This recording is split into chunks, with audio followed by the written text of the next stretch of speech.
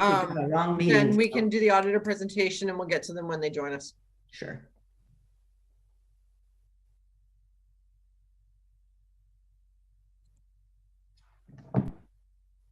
And the auditor's report was, where are we? It's F 5.1. Yeah, got it. Jim joined the wrong meeting. Jim joined last week's meeting. It happens. It's a quick one. It's a very quick meeting. Unlike today. Half an hour later in Washago. Kind of like Newfoundland, Phil. Don't say that too loud, Phil. His wife's from Newfoundland. I know. Here it He comes. has to be careful. Ready when you are. Okay, it's 9 o'clock, so let's get this meeting started. We've got a fairly long day. Call to order, disclosure of pecuniary interest or the general nature thereof. Okay, seeing none, delegations. Please be advised that in accordance with Council's procedure bylaw, no decision will be made this morning on the delegations. The committee will do one of the following: refer the matter to staff for a report, refer the matter to a future budget deliberation, or take no action. So Allison says our C1 are not here, so we're going to move right on to F5, the Auditors Report. Madam Chair, perhaps we could just deal with the adoption of the consent agenda while we're here. You want to do that? Okay. It's fairly quick. Does anybody want to draw anything from the consent agenda? Member Cox. Yeah, D 2.3, please. Okay. Anybody else? Okay, so we will adoption of the regular agenda then. Certainly. So the agenda motion reads that the agenda be adopted, including consent items, with the exception of item D 2.3. Mover in a second, please. Moved by Member Taylor, seconded by Member McIntyre. All in favor? Thank you. So we'll move on to the Auditors Report. Andrew, would you like to start with introductions or anything? I can if you'd like, Madam Chair. We have Joanna Park here to present the financial statements and the audit report for the year. Thank you. Morning, Joanna. Morning. Thanks very much for having me. Madam Clerk, do you want me to share my screen or are you going to put the presentation up? Your choice. You're welcome to share your screen, Joanna. Okay, perfect. I will warn you, for some reason in Zoom lately, I haven't been able to unshare it. So maybe at the end of the presentation, can you just block me? I don't know what's going on with my Zoom. I can help you with that. Awesome, thank you. Okay.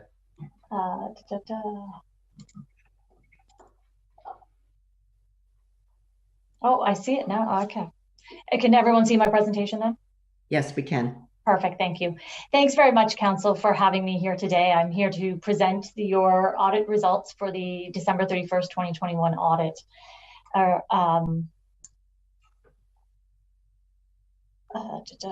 I'm hoping I have the right presentation in front of me now that I look at that.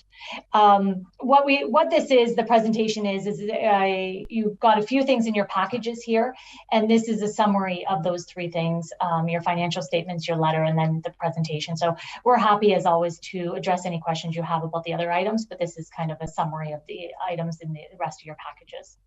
We start with the independent auditor's report. It is a full 2 pages long now in your financial statements, but this is the key paragraph in the auditor's report, which you'll find in the second paragraph of the report in your financial statement package. And it says, in our opinion, the accompanying financial statements present fairly in all material respects the financial position of the township at December 31st, 2021. So this is a clean auditor's opinion. This is what you expect to see. And it is consolidated financial statements because it's good to remember that the results and operations of the library board are included within your financial statement. It's required to let council know what we do as part of our audit. So the main audit procedures, of course, we do a lot more than this little summary list, but we review your minutes, make sure that anything that relates financially is reflected in the financial statements. We do substantive testing, we do sampling, we do analytical review, we look at management's estimates to make sure they're reasonable. We look at the main systems, and that's really the money coming in, the money coming out, and then the adjustments, the journal entries at the end of it. And if we have any recommendations on internal controls, we bring those to management at the end of the audit.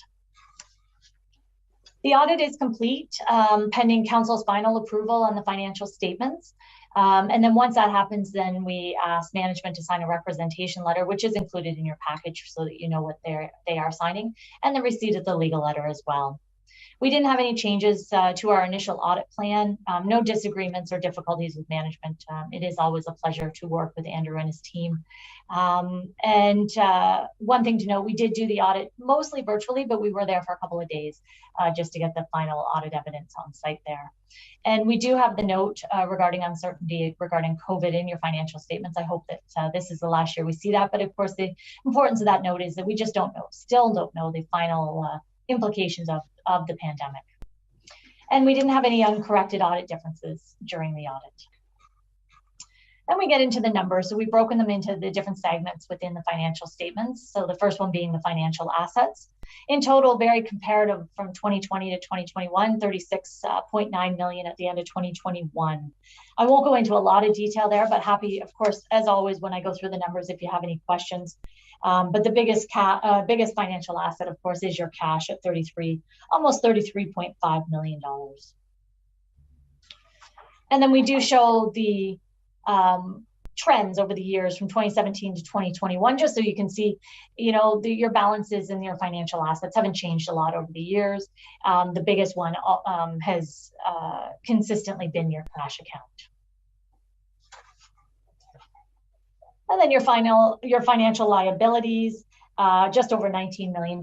Again, not a lot of change from the year before. You have the amounts owing, accounts payable, and accrued liabilities at 2.7. That's going to vary just depending on timing of payments.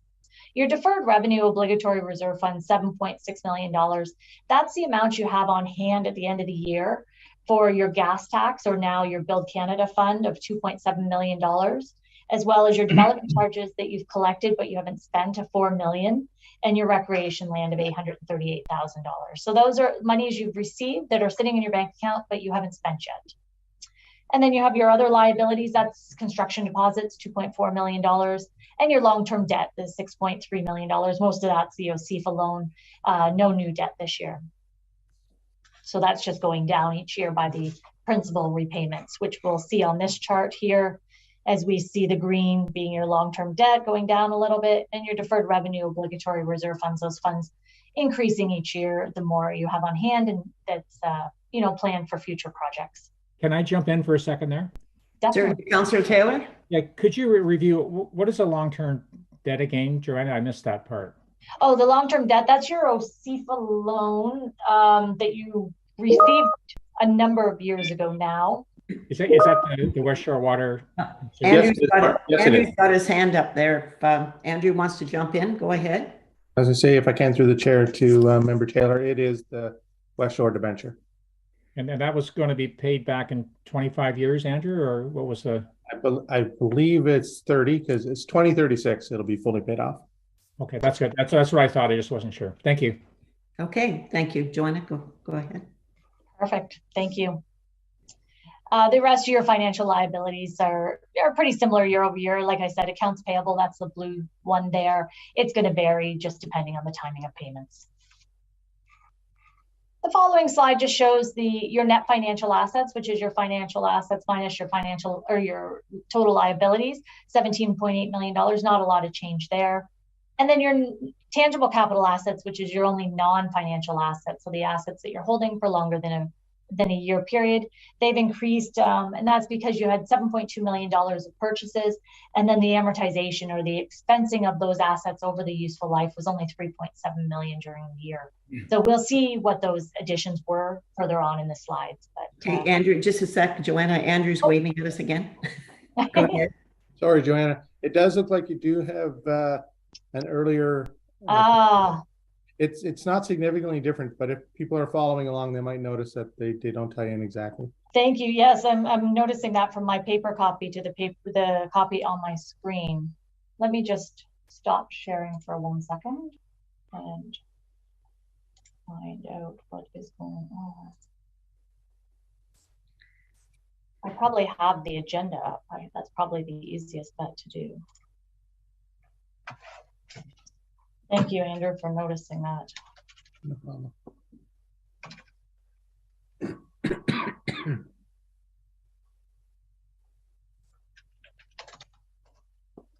I don't know if the clerk has the agenda up quicker than I do, but I'm just pulling it up. Hold on, I'll see if I can share mine. Do you want Alice to pull it up? I'm working on it for you. Yeah, I am too. We'll see who can get there quicker. I'm really sorry about Okay, here we go. that. Okay. You just have to guide me to where you are.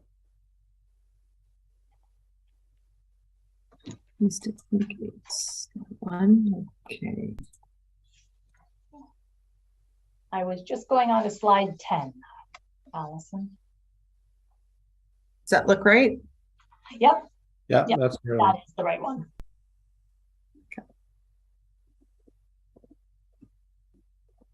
There you go. Can you move Perfect. it to slide 10, Allison? Oh, I think I'm on it. 'Cause you Oh, were just no, there. I still see the cover. Yeah. Oh. Okay. Maybe I shared the wrong screen. We love Zoom when it cooperates. Yeah. It's great when it's all cooperative.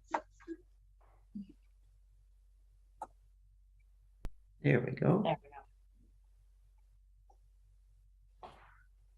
There you go. Perfect. Thank you so much, Allison, for saving me there. This slide shows kind of a snapshot, and we'll see the more detail as we get further on in the statements, but it shows a snapshot of your 2021 budget compared to the 2021 actual and then the 2020 actuals. So the total revenues, seeing those between the budgeted and the actual, and then coming down to the PSAB annual surplus. Why we show this slide, though, is you see your PSAB annual surplus in the budget at $2.5 million. Well, we know that council didn't budget for a $2.5 million surplus. And what the bottom half of this slide shows then is the differences between how you budget and how it's recorded under Public Sector Accounting Board standards, which is PSAB. And a lot of it has to do with the capital assets. So appropriately, you budget as a purchase of capital assets being an expense, but under the accounting standards that you have to follow, it isn't an expense. So that's why you see that under the budget, $14.2 million of purchases of tangible capital assets being deducted, but then adding in the amortization. So that's what the reconciliation is doing here, as well as the transfers to and from reserves as well. So it comes down to a zero, which is exactly what your operating budget did surplus was, as well as the ending results, which we will see further on in the slide. So it is coming down to zero, which is what you had budgeted for, no surplus numbers. The following slide shows the relationship between your accumulated surplus, which at the end of the year is $117.9 million, and how much of that has already been invested in capital assets. So what that gap is how much you have for future spending. The blue, you've already invested in capital assets, so that gap is generally what you have in reserves and reserve funds. And again, we'll see in more detail further on.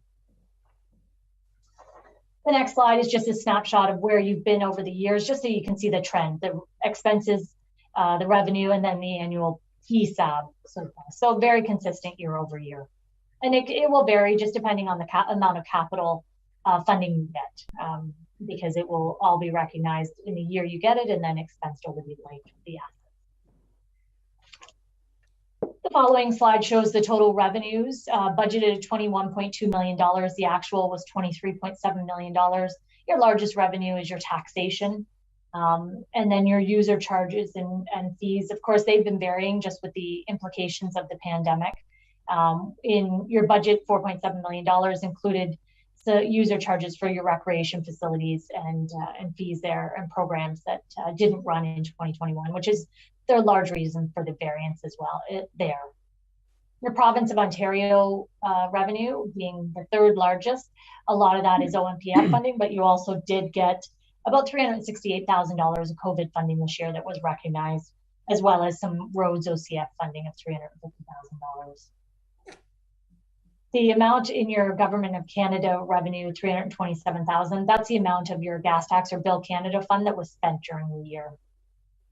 And then the other significant variances there, the second last line, the licenses, permits, and other $608,000, an increase from the prior year end budget, and that's because of building permits. There was a significant increase in your building permits, as I'm sure you're well aware of. And then your contributed assets, that's Port 7 Road, as well as the subdivision that was contributed during the year and transferred to the township. The following slide is just a pie chart of where you're getting your revenue from, 55% being from taxation, 18% from user fees and charges. So when you look at the combination there, you've got almost 75% coming from the repairs and people using the services. And then the total expenses, not a lot of variance there year over year. Your budgeted almost 18.7 million. Your actual was 18.2 million. The big one, well, not in dollar wise, but the biggest variance when percentage wise is your recreation, and that would be expected during the pandemic. Of course, not as many expenses because the programs and facilities weren't open for as much of the year as planned initially. And then again, the pie chart just show the 30.7% as expected, probably transportation, and then environmental and protection, other two largest expense categories. And then the Public Sector Accounting Board standards require us to show expenses two ways. So this is the second way, by more type of expense. And again, the total lines being exactly the same as we saw 2 slides previous, but then seeing them in maybe more relevant categories and by the type of expenses, salaries, materials, contracted services. And then again, the pie chart to show 36% of your expenses are in salary and wages, and then materials and contracted services. And then amortization, which is the expensing of the tangible capital assets over their useful life. And then we talked about that you had an accumulated surplus of $117.9 million. And this is the breakdown. So the biggest component of that being the amount you already have invested in capital assets, like we saw on the slide previously, $93.8 million. And that's the net book value of the capital assets minus the debt associated with those assets. Policing does have an accumulated surplus, but it did decrease year over year of $79,000. Waterworks and sewer systems had a nice increase this year, so a surplus in the year to bring almost an accumulated amount of almost $2 million. And then the library board remains still at $241,071. The big component here is your reserves and reserve funds. So $21.7 million. One thing to note is if your final surplus, operating surplus, hadn't been transferred to reserves, you would have been showing about a $1.2 million operating surplus at the end of the year. So $1.2 million was transferred into your reserves. But then there was a lot of ins and outs of your reserves because $5.1 million was taken out of your reserves to fund your various capital projects. And then that's offset by your budgeted reserve transfers as well to give you that $21.7 million at the end of the year. Now, this is normally when I have a counselor ask, is this enough in our reserves? Do we have enough there for future? And this is where the asset management plan really comes into play. You really need to look at that to see what your future expenditures are and kind of how you're going to cost those out to determine whether that is enough. I know, $21 million can seem like a lot, but it's not when you all of a sudden have a bunch of roads projects and water and sewer that can eat away pretty quickly. So.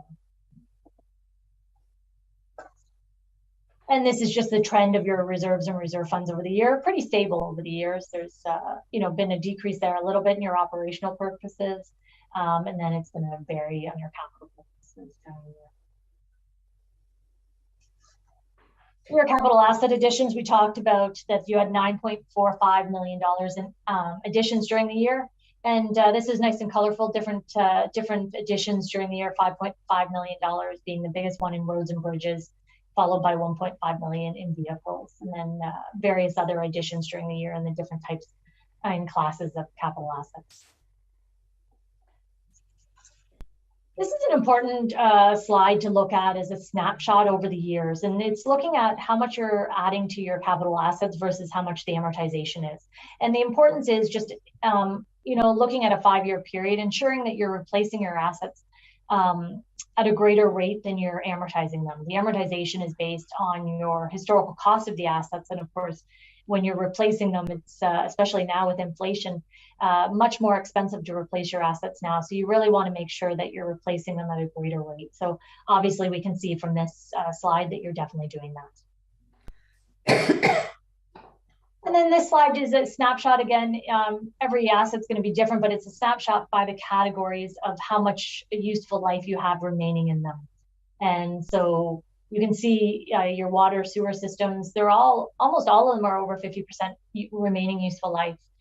The only one that's not is your equipment, which really makes sense because some of your equipment would have a lot shorter useful life than, say a roads or bridge, that kind of thing. So, but it's good as a snapshot, but then of course, actually getting into the nitty-gritty details of your capital assets too.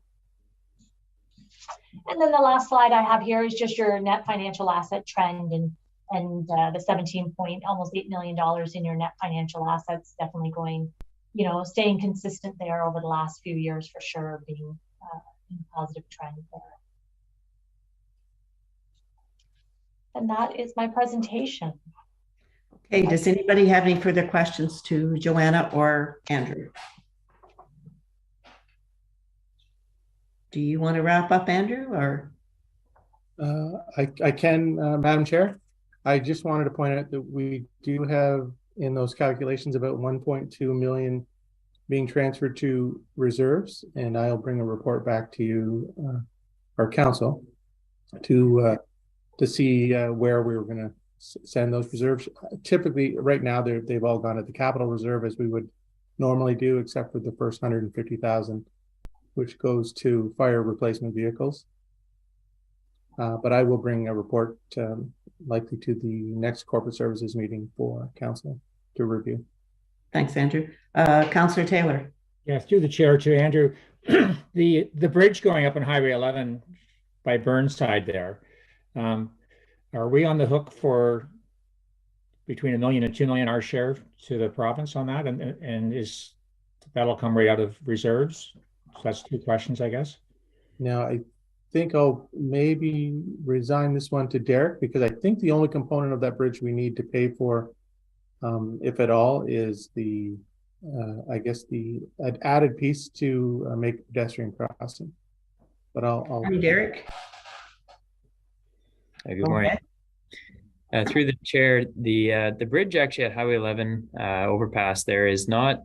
We don't actually have a cost share agreement with the province, so I believe that we may have somewhat avoided some costs there, because as of yet, there's no formal agreement between the province and the township for a cost share. It would have been approved through council.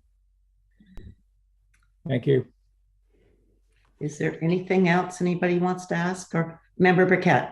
Thank you, through Madam Chair, to Andrew. So that 1.2 million, is it shown anywhere in the financial statements now, Andrew, or is that going to up our reserves to 22 million something?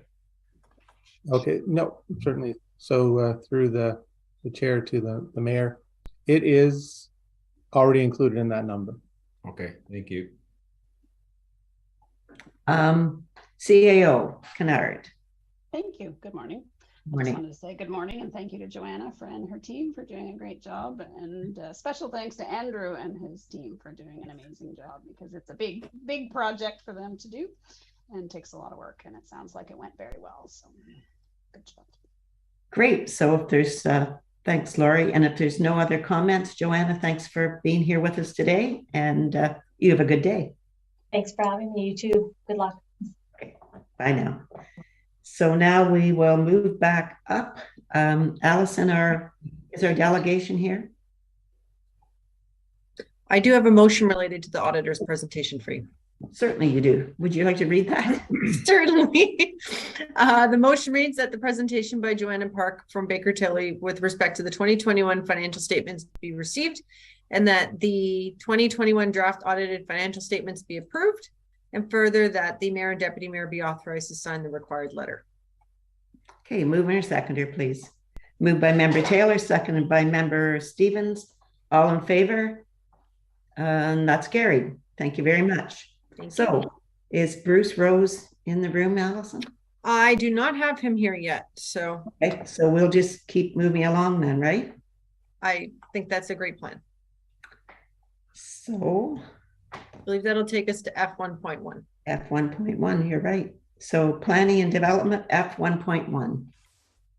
Do we have Katie? Looks like Katie's here. Oh, or Andrea, who's... Oh, thank you, Madam Chair. Sorry, my camera was delayed there. So this report before you is regarding the Turnbull subdivision in Westshore, which is currently draft plan approved for 181 lots. So in June of this year, this committee previously approved a preliminary pre-servicing agreement to allow for some earthworks and fill to take place on site.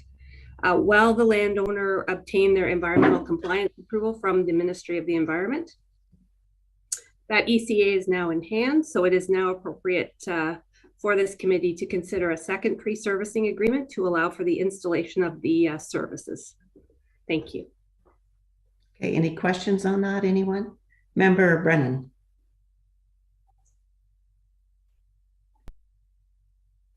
You're still on mute there, Member Brennan. There we go. Thank you. Yeah, through the chair to Andrea, I have I've seen the site, and the shoreline of the site looks. I'm just concerned about the servicing agreement and the shoreline. The shoreline looks to me like it is probably a provincially significant wetland area. Certainly contains migrating bird species. And then the very edge of the woodlot that shows on the map that was provided by you, it's curious there because it's sort of a treed wetland. And for some reason, there are silver tags on all of the logging size trees that I could see without trespassing on the property. Are there a service structure going into that area on that side of the road? If I may, through you, Madam Chair, just to Member Brennan's question. So just to confirm, the draft plan approval only applies to the property known as 3486 Turnbull Drive. I'm just okay. When you say waterfront property, I just want to clarify if you're speaking about the edge of the wetland or the edge of Lake Couchiching. The edge of Couchiching is what I'm talking about. Yeah. If I may, Madam Chair, just a follow-up response through you. So the report before you actually only pertains to 3486 Turnbull Drive, the internal large draft approved lot, and the servicing would only be within that area of that draft plan approved subdivision. It does not include any other lands at this point in time. Sorry, I was just going to say that there are securities from the developer to ensure that there's sediment and erosion control in place at the time of installation of services adjacent to the provincially significant wetland. So it is a provincially significant wetland? If I may, through Madam Chair, yes, it is within the area of 3486 Turnbull Drive, as well as it extends into Lake Couchiching. Okay, so you would have no idea why the trees are marked accordingly in there? It's not related to an approval that we've done? If I may, Madam Chair, through you, so we certainly have received an application on that property. However, the preliminary environmental work would likely involve tree tagging. There's no approvals on that property at this time. However, they have done some preliminary studies. Sorry, and the purpose of the tree tagging for that study is to do what? Why would you tag? Through you, Madam Chair. So certainly the tree tagging is a typical process through an environmental impact study that is required when developing adjacent or near provincially significant wetland to ensure no negative impacts to the wetland or to the adjacent area. Okay, so through the chair, just supplementary. So anything happening in that area, we would see in some subsequent approval process here? If I may, through Madam Chair, it depends on what type of approval it is. In this particular case, it's a site plan approval application, which is not a matter that comes before council in terms of a meeting. However, you do receive that in your monthly council update. Thank you. Okay, any further questions to Andrea? Okay, Allison, we have a motion here. Certainly. So the motion reads that planning report number P22-035 dated September 28th, 2022, with respect to a final pre-servicing agreement with Lake Couchiching Residence GP Inc. and Couchiching Residence Limited Partnership for 3486 Turnbull Drive be received, and further that the Township of Severn approve the final pre-servicing agreement in substantial conformity with the draft included as attachment to planning report P22-035, and further that the clerk be permitted to execute the final pre-servicing agreement prior to ratification by council. Mover and a seconder, please. Moved by Member Cox, seconded by Member Stevens. All in favor? That's passed. So we're going to take Member Burkett. You're on mute, member. Through you, Madam Chair, to Allison. Mr. Rose is on, but you're not allowing him in. I just gave him a phone call, and it says the host will let you in soon, but he hasn't been allowed in yet. Okay, I didn't know who Linda Kelly was. The name that's coming through does not say his name in the slightest, and it does not match the email that was sent the delegation request. So Linda Rose, Madam Clerk, is his wife. Is that what's coming through? It's coming through as Linda Kelly. Well, it must be him then. I think that would be him. Okay. You want me to give him a call or no? No, I will let them in, and if it's not them, then we will just put them back in the waiting room. Okay, while Allison's doing that, we're going to take a 5-minute bio break, and then we'll come right back. And if they're in, we'll go back up there before our rec. Okay, perfect. 5 minutes.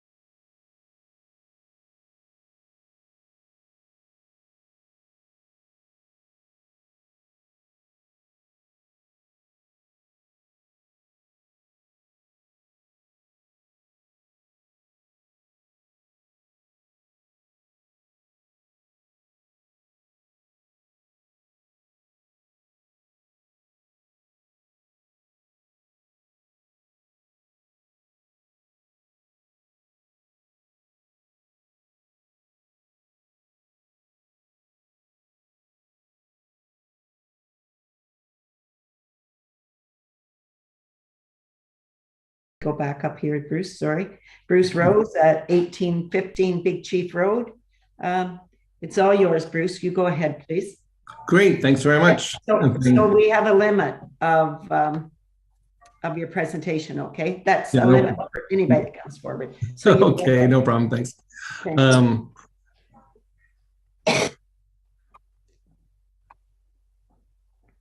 Oh, Mr. Rose, I think you're frozen.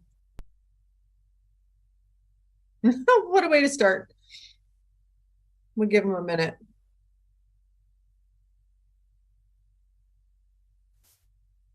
Okay. He was working fine a minute. There we go. There we go. Okay, now hopefully it'll stay unfrozen. Okay, so we're aware that to keep peace in the neighborhood, we want to change the name of Big Chief Road, and that's something that it's unfortunate. Lots of us would be happier to keep the name, but there's a very good support from 80% of the people that have responded that we've agreed on a name called Woods Bay Road, because Big Chief runs totally along Woods Bay. It goes from the end of Big Chief Road back to Wilson's Point. And we think that it's a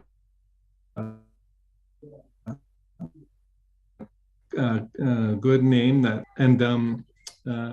and it's not conflicting with any other names. There's a Wood Road up in Minoki Beach, and that's the only road that's got a familiar name at all. So we've sent out inquiries, and we've got 40 back, and 32 are firmly in favor of Woods Bay Road. So that's 80% of respondents. So we'd just like to say that our preference is for Woods Bay Road for here, and hopefully that'll solve things once and for all. And that's it. Any questions? Oh, Madam Chair, I believe you're muted. Sorry, now I'm muted. Just a sec. Yeah. Okay. Thanks, Bruce. So does any member today have any response to Bruce's presentation? Yeah, Phil Brennan here. Member Brennan? Yes, I just want to say that I was, these decisions I think were made in councils in April and June, and I joined after the fact, but and I fully respect the desire to deal with the matter of reconciliation efficiently. I have been contacted by a number of people. There's a couple that disagree with that name. There's some that are firmly opposed to a change. And then I was contacted by Mr. Rose and a number of others. I did meet with the group in an effort to help them understand some of the nuances of the of what was sent to them through Alliston Gray, and I wanted to give them credit here for working very hard to satisfy the spirit of our notices that were out there. Certainly, we were acknowledged even in Aurelia Matters as saying that if people had suggestions for names, we would welcome them. This is the single group that I'm aware of that live on the street that worked in as democratic a way as possible to come to a solution. And I wanted to acknowledge their effort and thank Mr. Rose and the rest of the crew for doing the democratic thing, for trying to work with this, even though they don't want the name change. So I wanted to say congratulations to that group in the spirit of trying to do things a good way. Thank you. Thank you very much. And the dissenters that we have, there's two people that simply would not accept any other name, which is understandable. They say, we've lived here a long time. We don't want to support your other name, or we don't want to give it. I don't think that that's a reasonable alternative. Yeah. Okay, Allison has her card up. Just for council's reference, we are going to pull the staff report up that deals with this item to immediately follow the delegation. So if there's discussion on the proposed name, I just request that you hold that until we get to the staff report. Okay, does Member Burkett and Member Cox both had their cards up? Can we wait then for the staff report, or is it a question that could go forward now? My question was, are we going to have a staff? Go ahead. Yeah, sorry. My question through the chair to Madam Clerk was to Madam Clerk to ask if we had to wait to discuss it when the report came forward. Thank you, Member Burkett. Through you, Madam Chair. No, I just wanted to express or echo Member Brennan's comments that Mr. Rose has gone to a lot of trouble with some of his neighbors to canvass the whole road, and they've come up with a consensus with a name. And I just wanted to thank them. We're never going to make everyone happy. We understand that. And this is difficult for everyone. This isn't the first time that they've had to change their address. So I just want to say thank you to Mr. Rose. Member Taylor? Yeah, through the chair, my question is to Allison, whether she can answer it, but note the statement made, no one wants to get the road changed, but what's the hardship with some of the people that say if you got your passport just done, any legal descriptions and stuff like that? Like it is quite a pain to get that switched over. So well, I know with reconciliation, we want to help things out, but there's a cost there as well, and some hardship, and people with a hard sign on their road saying 2555 Big Chief Road, that's no longer there anymore. So it's to me, it's a big deal that we're doing here, in my opinion. Allison? I might, Madam Chair, if you don't mind, reserve my comments. I was going to go over those items when we get to the staff report. Okay, so maybe we'll go to the staff report. Do we have to accept this one now in a motion? Yeah, so we just have a motion to accept. We just have a motion to accept the delegation, then we'll move on to the staff report. Okay, so Bruce, if you have no further comments, you hang in with us and listen to the staff report. And Allison, can Bruce talk after the staff report comes, or that's the end? Okay, so you're just here to watch going forward then, Bruce. Thank you all. Thank you. So we have a motion then, Allison, please. Certainly. So the motion reads that the delegation by Mr. Bruce Rose of 1815 Big Chief Road regarding the Big Chief Road renaming and request to name the road Woods Bay Road be received for information. Mover and a seconder, please. Moved by Member Brennan, second by Member Stevenson. All in favor? Okay, well then we'll move on to the staff report. Okay. It is F1.1. Nope, that was Turnbull. Which number is it, Allison? It is F6.1. F6.1. There we go. Nope. I just lost my screen for some reason. Perfect. If you don't mind, Madam Chair, maybe I can get started and then we'll go. Yes, please do it. I got it back up now. Okay. So this has been, we received the request earlier back in March, and council passed the motion as in the staff report there that just said that we work towards a recommended name. We waive the application fees. And then back in June, council received a secondary report once we received proposed names from our local First Nations with their recommended name. And their recommended name was Chief Island Road. And from there, then we sent correspondence out to the 55 impacted properties. And we received actually a series of responses in addition to the very recently received correspondence from Mr. Rose.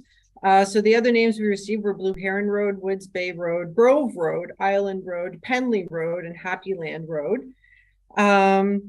And you'll see a series of comments there with respect to each name that was suggested from staff as to comments one way or the other on them. All the proposed names were sent to RAMA back in the summer. and it seems weird to say back in the summer already. And they reviewed all the list of proposed names there at their band council meeting on August 14th. And in principle had no issues with any of the names should council not proceed with using their still recommended name of Chief Island Road.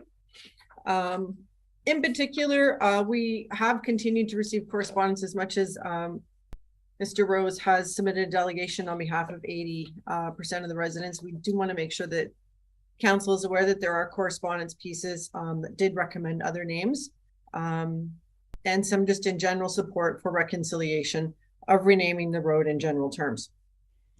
In particular, with respect to Woods Bay Road, staff did have various concerns with respect to the name that are detailed in the staff report.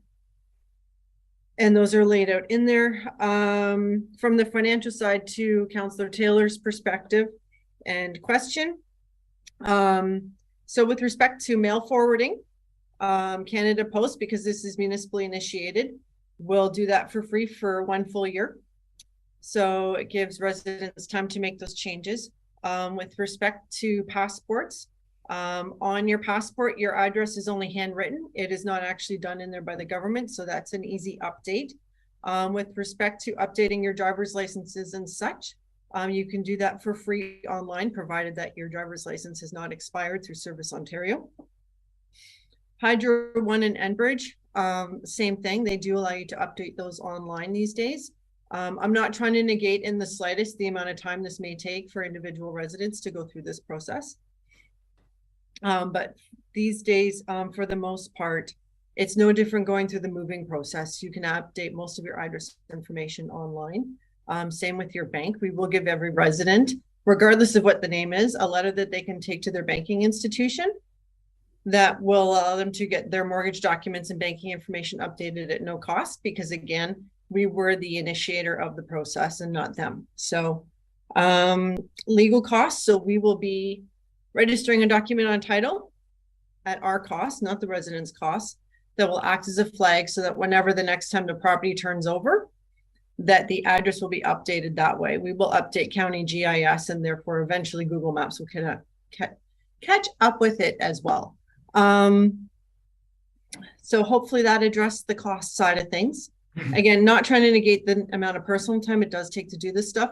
Having just moved last fall, this stuff does take time to get through, but it is easier than it used to be. Outside of that, I guess if there's any questions. So, any questions? Member Cox. Yeah, through the chair to, I guess, the clerk. The comment on the planning department and the problem with the name Woods Bay, and it sounds too similar to Wood.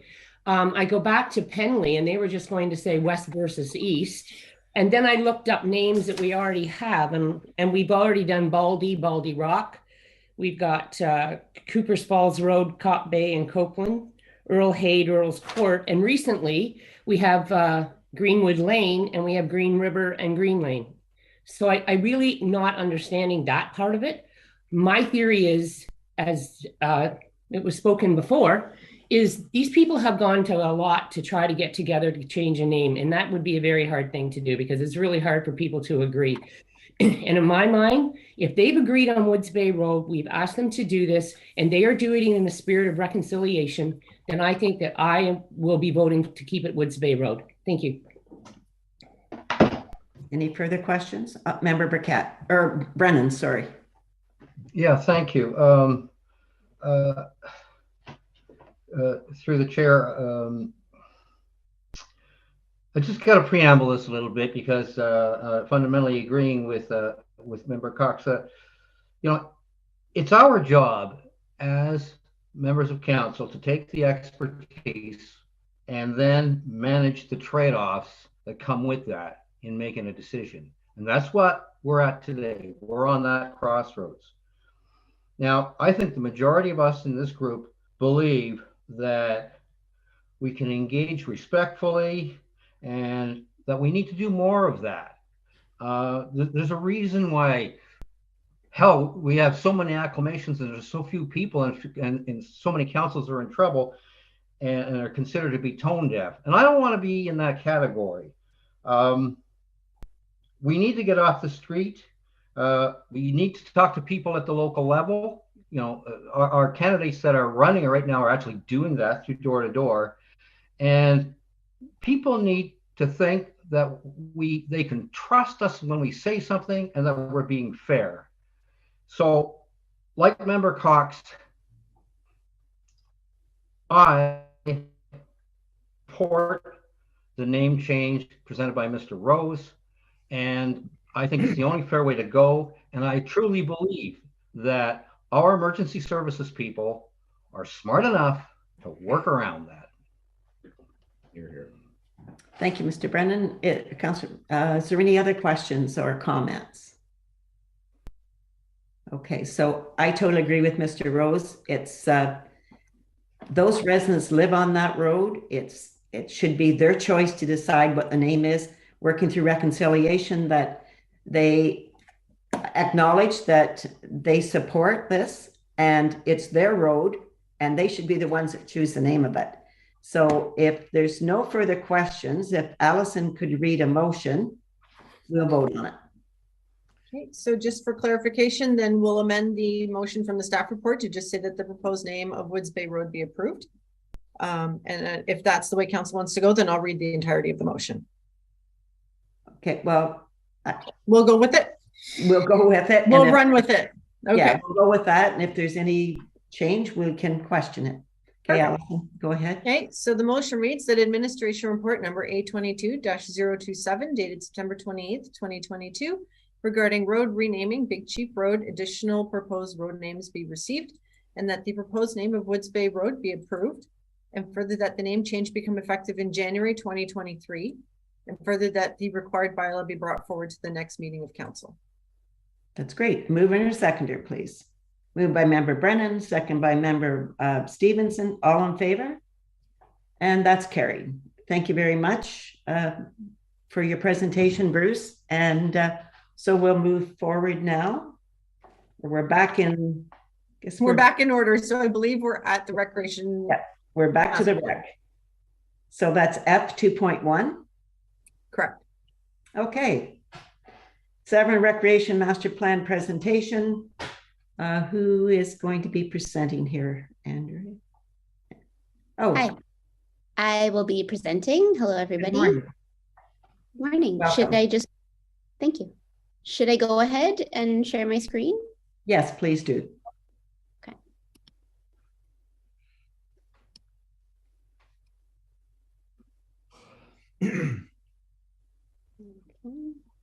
Give me 1 second to organize myself. Can everybody see that okay? Yes, we can.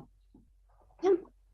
Thank you. That's not the first slide. There we go. Okay. Thank you all for joining us today.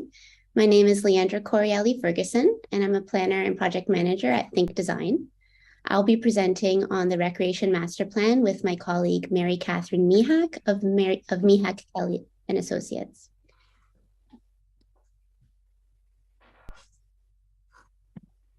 The agenda today will involve a quick project overview. Then we will provide a summary of the plan's recommendations and implementation strategy, ending with some time for questions. So project overview. Just to be, yes. You don't want any questions till the end? Yes, I think that would be best. Okay. Thank you very much. Just want to be upfront with that. Go ahead. Okay. So the purpose of this project was to prepare a comprehensive master plan that provides direction for future development of the township's parks and open spaces, recreation facilities, and recreation and cultural programs and events through to 2037. The plan reflects the current and forecasted needs of the community, including recent changes to demographics, volunteering, and other trends in the recreation sector. The plan also provides an implementation strategy across a 15-year timeframe. The process had 4 phases, starting in 2021. The first was background research and community context, and the second was community consultation. At the end of each of those phases, summary reports were produced. The third phase was needs assessment and draft master plan. And at the end of that phase, we had a final full draft master plan and implementation strategy, which went through several iterations of revisions with staff and the steering committee, which has led us now to phase 4, the final recreation master plan, which we are presenting to you now. So a bit more on the consultation. A consultation included council and staff interviews, 2 resident surveys, a user group, and 5 focus groups. Throughout the process, the consulting team met with the project steering committee to review findings and directions at each phase, and the draft master plan was posted online for community review and comment. Now we'll get into a summary of the plan's recommendations. The plan was divided into 4 main parts: programs and events, facilities, parks, trails, and boat launches, and implementation. We'll start with programming and events, which has 17 recommendations. General programming recommendations included to work with schools to promote children's programming, partner with tourism initiatives, pilot new programs in a short duration model, and expand outdoor programming and activities. With regard to age-specific programming, recommendations included to offer additional active and non-active programming for each age cohort, as there is a need for more programs for all age groups. Pilot adult and senior classes during the day and conduct program evaluation to assess uptake, and ensure seniors are represented and consulted in program planning. For arts and culture program recommendations, they included hold an arts and culture summit to bring together all arts, culture, and related groups and organizations in the township, work with the county to promote and expand agritourism opportunities, and offer a wider range of low-cost arts, culture, and tourism events and activities aimed at both permanent and seasonal residents. Now I'll pass it over to Mary Catherine, who will talk about facilities. Good morning, everyone. My name is Mary Catherine Mihak, and I'm with Mihak Kelly and Associates, and I work with Think Design in preparing Severn's master plan.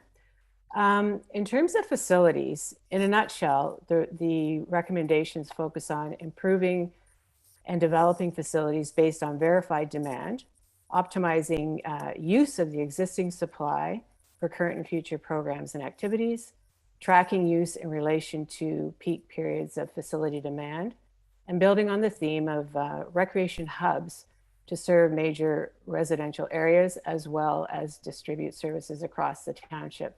And that hub focus came from the previous master plan, so we're still working with that direction. So we have a total of 26 recommendations. Can you please just flip to the first slide, Andrew? Thanks. So in terms of optimizing facility use, we're looking at,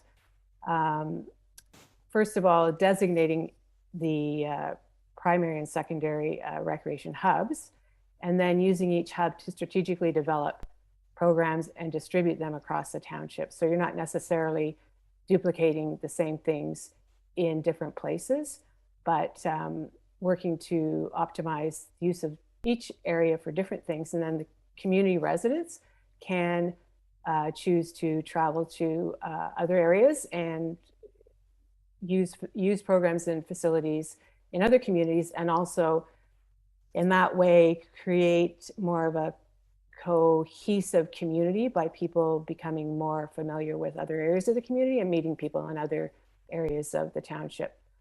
And also there was a definite need to review available hours on scheduled facilities and establish definitions of prime and non-prime time in order to be able to track use by those by peak and non-peak demand, because that gives you a better sense of what needs to be adjusted in terms of facility scheduling, or possibly adjustments to fees to encourage use in non-prime times. And it gives you a better sense of peak time use in case you need to provide those types of data for grants that might be available in future. And also allocating specific time on courts for tennis and pickleball, because pickleball is becoming so popular that there are in some municipalities some I say conflicts or animosity between groups since as the demand increases and both groups are trying to use the same facility. So it's very important where there's dual use facilities to create that kind of equity in terms of use for both types of activities. Next slide, please.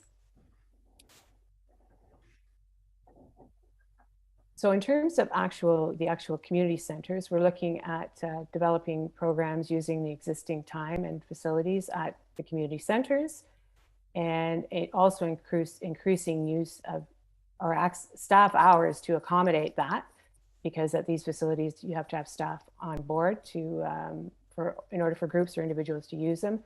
And also an opportunity arises in most municipalities now to look at renting kitchens for small food producers in consultation with public health to make sure the facilities are capable of accommodating that, and it develops brings in a new stream of revenue for those facilities when they aren't being used for community activities.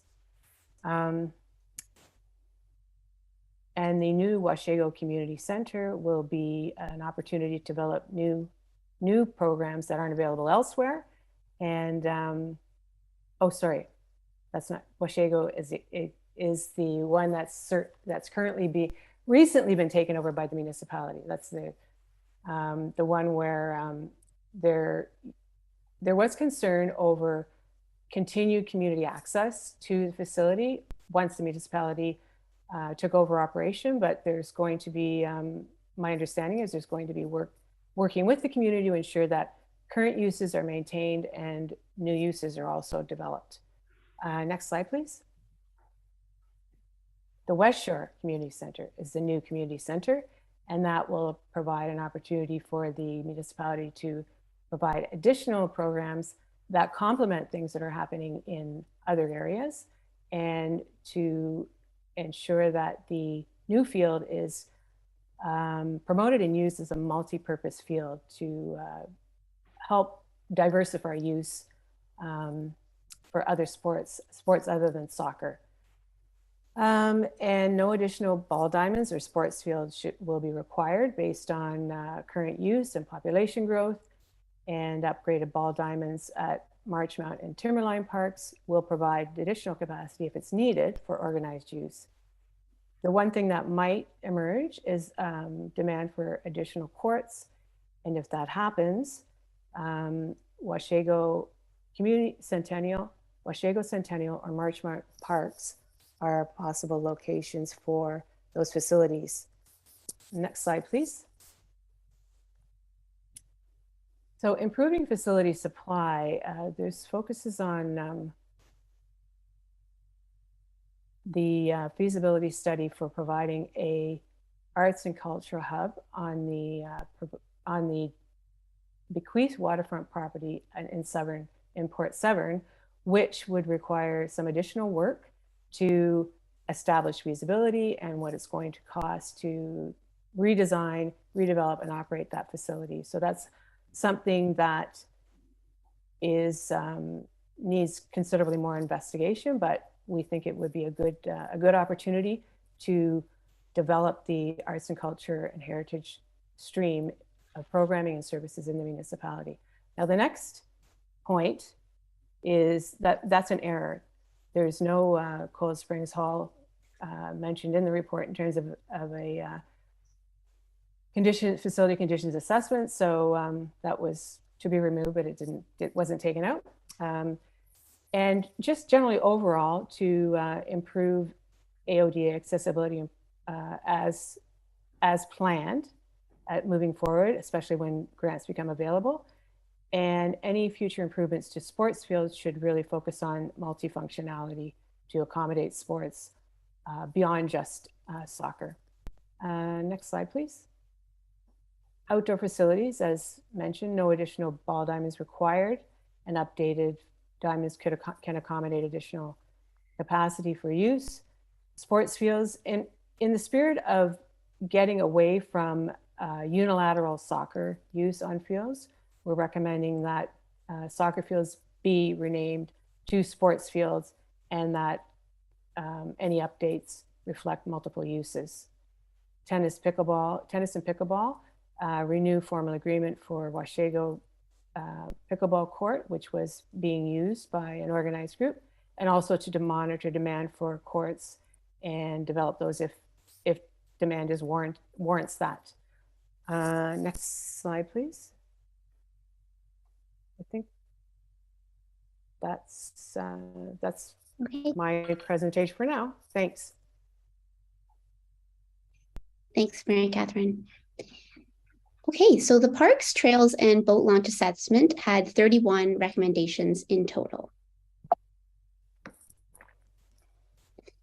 General recommendations apply across the board for all parks, trails, and boat launches. They include accessibility improvements, signage and wayfinding, interpretive signage that highlights natural and cultural heritage, and direction for acquiring new parkland and for community gardens. As Mary Catherine touched on, the plan identified 2 recreation hubs that had park area: Washago Centennial Park and Coldwater and District Community Center and Fairgrounds. Recommendations for Washago included undertaking a market feasibility study for a campground and placemaking improvements to the beach area to establish it as a destination. Recommendations for the fairgrounds included to further refine and implement the concept proposed in the master plan, which is shown here on the slide. The concept takes into account needs in the community and was developed in consultation with the Fair Board. The plan also provided a number of park-specific recommendations for neighborhood and local parks. Recommendations for those parks covered court upgrades and maintenance, accessible equipment, branded signage, seating and shade, naturalized planting, and community gardens, as well as other improvements and additional amenities. Trail recommendations included improving trail connectivity by, for example, developing a trail-specific strategy for connectivity and improved signage. Improving trailheads with signs, parking, mapping, seating, etc. And a recommendation for a new trail/mountain bike course at Reservoir Road. The boat launch assessment proposed a boat launch classification system and assigned existing launches to the categories proposed. Recommendations were then made for launches that did not meet the category standard. It was also recommended to work with tourism partners to develop the Historical Waterways project. And now back to Mary Catherine, who will take us through the implementation strategy. Thanks. Next slide, please.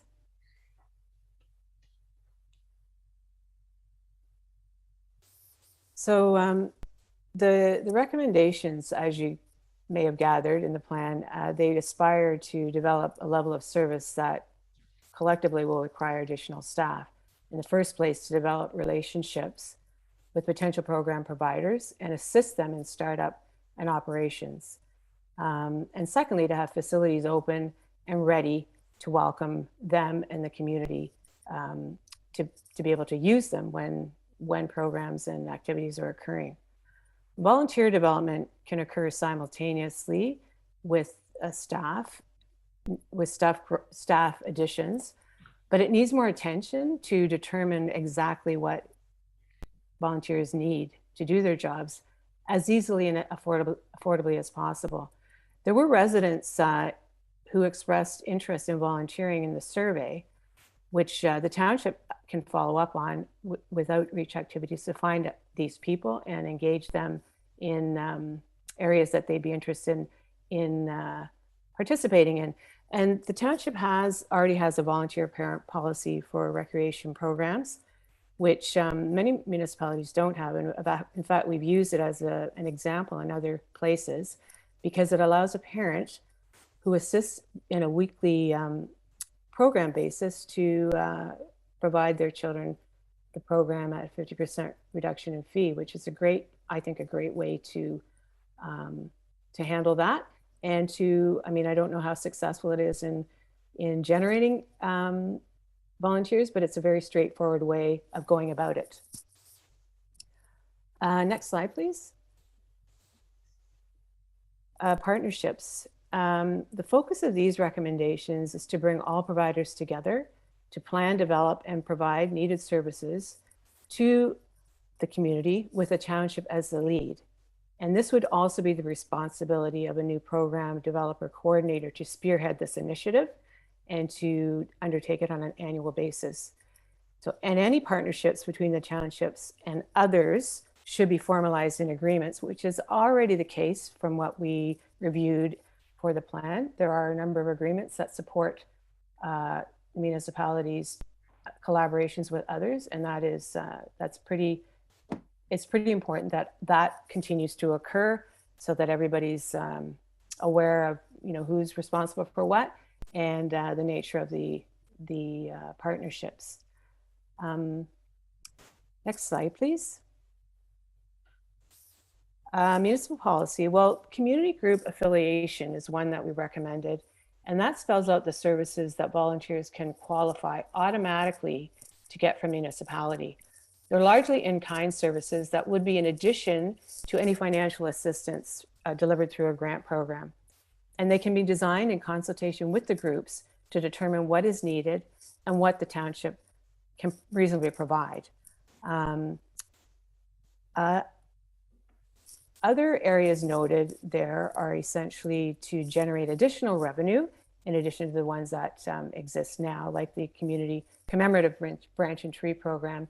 And all of them are really just ways to try and generate additional revenues through various streams to contribute to service development and operations. Next slide, please. Service planning, monitor, and evaluation is important because this is where everything comes together in a comprehensive planning process based on monitoring service use and community needs and integrating these into annual work plans and budgeting. The township's part in any coordinated efforts with other providers would be reflected in these outcomes to council. So this is really looking at a way to do community-wide planning so that services are rationalized, everybody understands what the fullest range of community needs, and partnerships are developed to meet those in the best way possible. And I know that currently occurs in many areas, but I think there's opportunity to develop more as more services are brought on board in the future.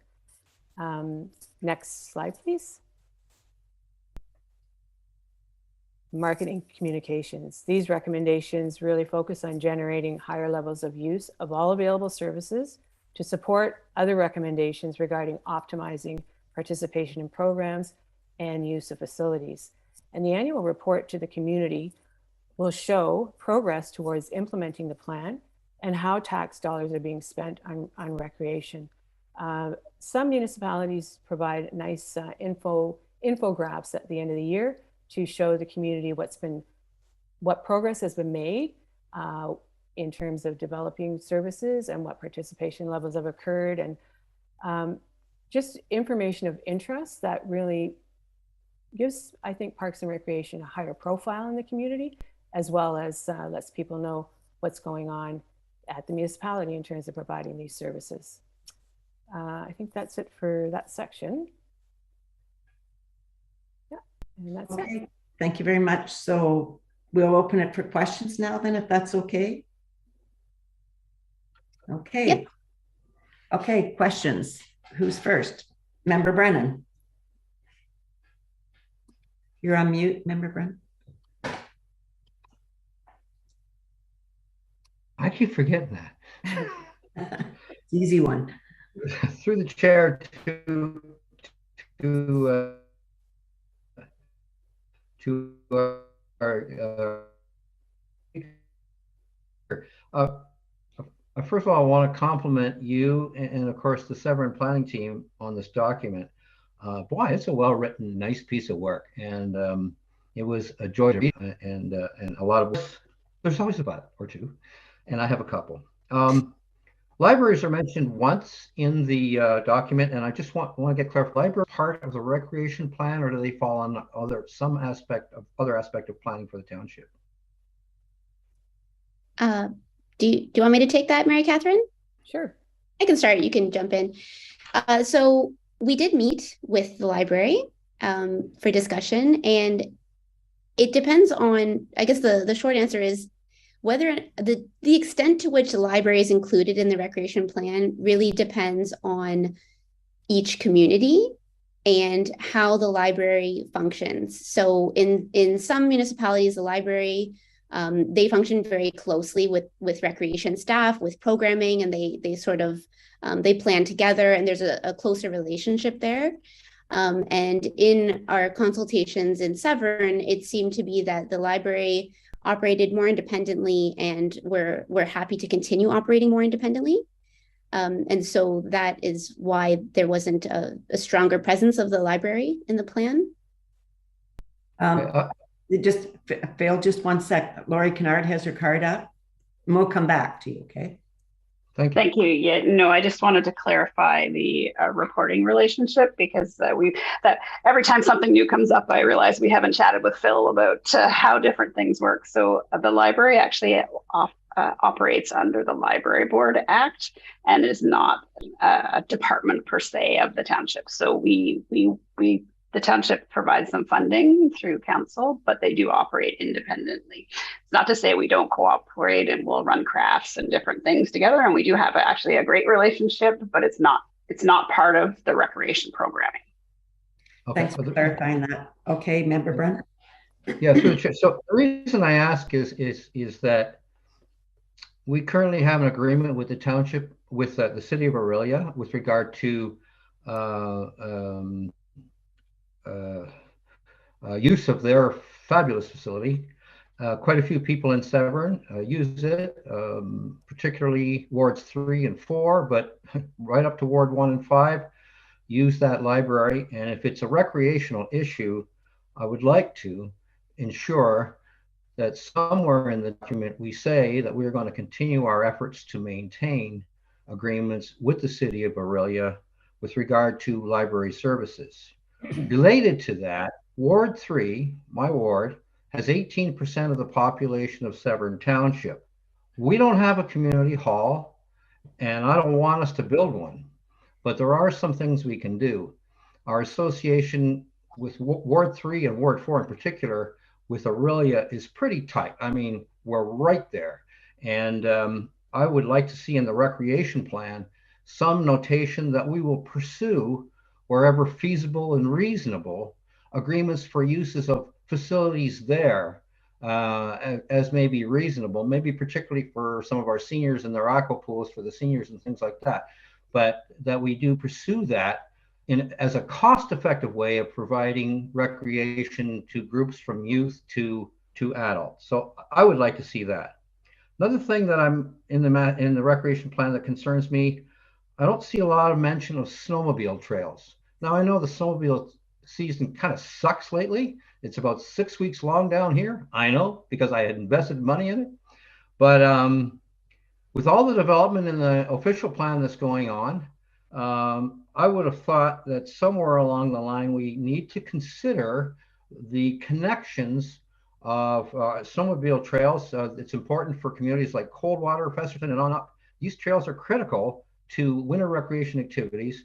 And I think we need to ensure, like, if you build a development, nobody wants a snowmobile trail. I happen to have one behind my house, but I have a bunch of trees that buffer the sound. And so I like to see them, but that's not true everywhere. There are issues with safety and travel. But I think the snowmobile, and we have a club up here, I just think there needs to be a greater emphasis on that. And there is in the report, and we want to explore opportunities to expand outdoor programs. And I think that is an important one, and it's a big industry. It may be a Timmins industry with climate change in the next few years, but in the immediate future, I think it's important to our community. One other thing is Otis Park. Again, I'm a newbie here and I haven't got it figured out, but it is clearly an important source of recreation and tourism. They host fall fairs, Halloween do's. The roller rink in September had 3,600 people there. So for our youth, it's a major factor. I haven't had a chance to ask Andrew yet whether we provide any kind of funding, tax relief, or whatever. It's a nonprofit, privately owned 45-acre park that's been around for almost 200 years. It is critical, I think, not just to Ward 3, but it is an important part of the recreation scheme in Severn. I mean, who doesn't want a rodeo, right? So like we're there. So those are the things that I would like to see emphasized in the plan that aren't there now. Thank you. Okay, thank you, Member Brennan. Move on to Member Cox. Yeah, just to sort of clarify a couple of things for Member Brennan. The snowmobile trail already is in part of our Utah trail, so that's been covered on that part. And I think as far as Otis Park goes, we did discuss at the Master Rec that we needed to sort of partner or work with places like Otis Park, golf courses, those types of things, because it's just part of recreation in Severn. And it's something that will come from this. It wasn't specifically put in. The other one I wanted to talk about, when you discussed the fact about talking to Aurelia about you're probably talking about recreation services.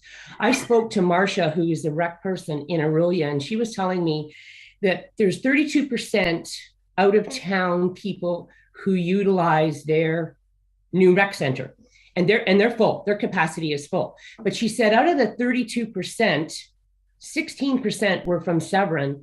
And she said to me that it might be something that we should be looking forward to. And I only just talked to her recently, in the future, maybe to sit down with them. And she said a lot of the complaints they get from Severn are, we don't have this in Severn Township, and now we have to pay a user fee.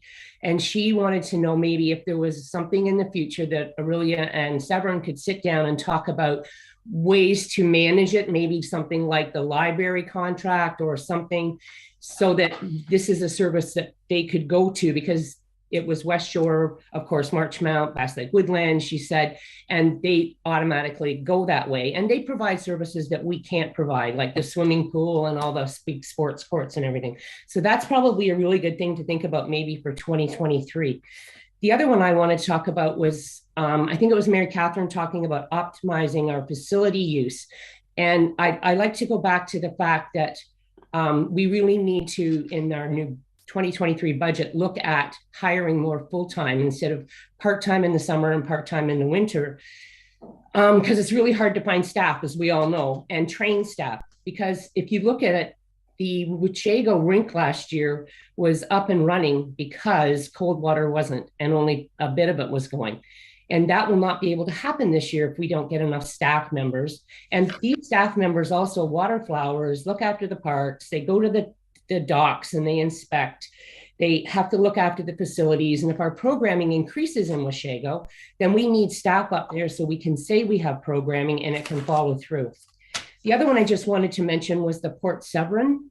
And we did say in our master rec plan that the idea of an art and culture was good, but we also very clearly said, and the CRAC committee very clearly said, that nothing would happen until we did a survey and a meeting with the community members to find out how they would like to see what is going on for that piece of property. And the other one I had was, sorry, I've got it written down, I just have to find it.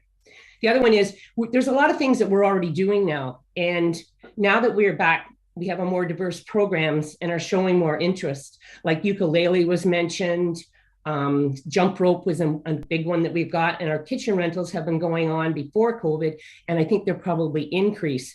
And so I just wanted everyone to get the idea that we do have these things. It's just with COVID, they slowed down a bit. And now with our new communication person, coordinator Tracy, with the things going on our wonderful calendar, that everyone will be able to probably see more what's going on. And thanks to COVID and our whole, everyone's online more now, I think we'll probably get a lot more people involved and signing up for our programs. And I just wanted to thank for us. You've done a wonderful job. You worked well with all of us. You talked to everyone and you listened to our concerns. And a lot of these recommendations may not happen right away, but at least we now have a plan to go forward with. Thank you. Thank you. Anyone else? Member Taylor. Thank you, through the chair. So I have 4 items, and Member Cox mentioned my first one for Port Severn there. Like, I think it's a grandiose idea. Like, it's a house, and what are the costs? What do the neighbors think? And so that's something that hopefully we can look at. It's a beautiful view to the west to see the sunset there. To me, it's parkland. Let's make sure all concerned have an input on that one. The second one I've got is from your report on floating amphitheater on page 11, figure 2.3. That is very eerie, reminiscent of something contentious in our township, floating cottages. And I think this should be stricken from the report. We don't want anything to do with this thing, with environment, safety, and it looks like we're promoting floating cottages. So this is at least my opinion, and I'm looking forward to see what the committee think on that one, but that one should be taken, shouldn't even be thinking about that. Okay, anyone else? And then I've got 2 more. Sorry, you go ahead. On the boat launch at Doug Smith Drive in Severn Falls, it says there's seating and life ring. There's nothing there, and the boat launch would need work. And I think the latest boat launch there was a few years ago when a tractor trailer backed into the river. It dropped straight off. So I think that's misleading information for Doug Smith Drive.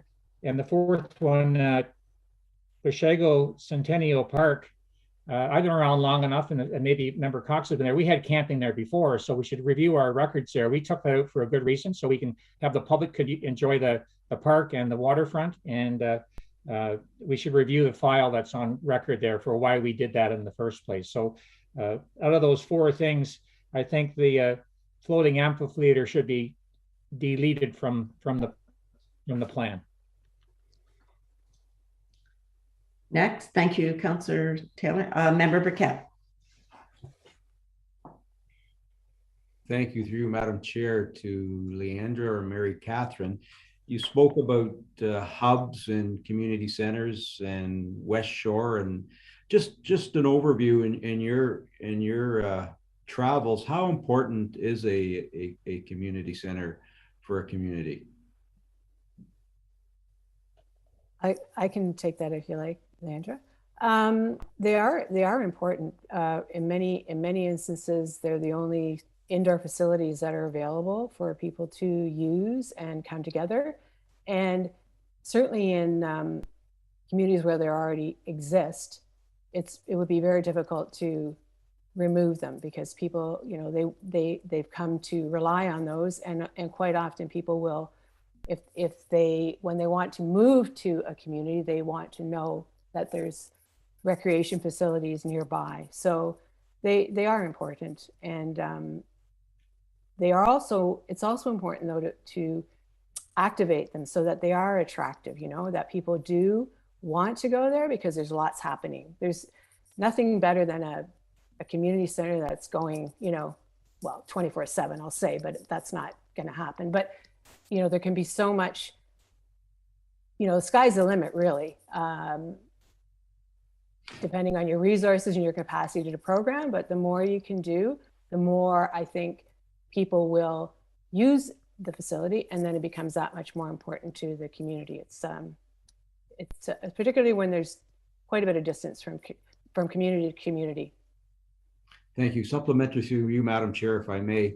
So Westshore, our fastest growing community, and for the sake of active transportation and what the province is trying to achieve, and for the sake of all our residents, and I know that you've mentioned it in the report about the Westshore Community Center, if we can put more emphasis on how important it is to have such a facility in our area, and to Member Brennan's comments, I understand that, you know, 3 and 4 are one of our largest areas. It's important to have something for all our residents to enjoy, and knowing that Orillia now has 16% of our residents commuting to Orillia, and I know they have a different type of a community center, but they still have something for their residents. And I just feel that it's very important to emphasize Westshore and what needs to be done for future councils that come after us.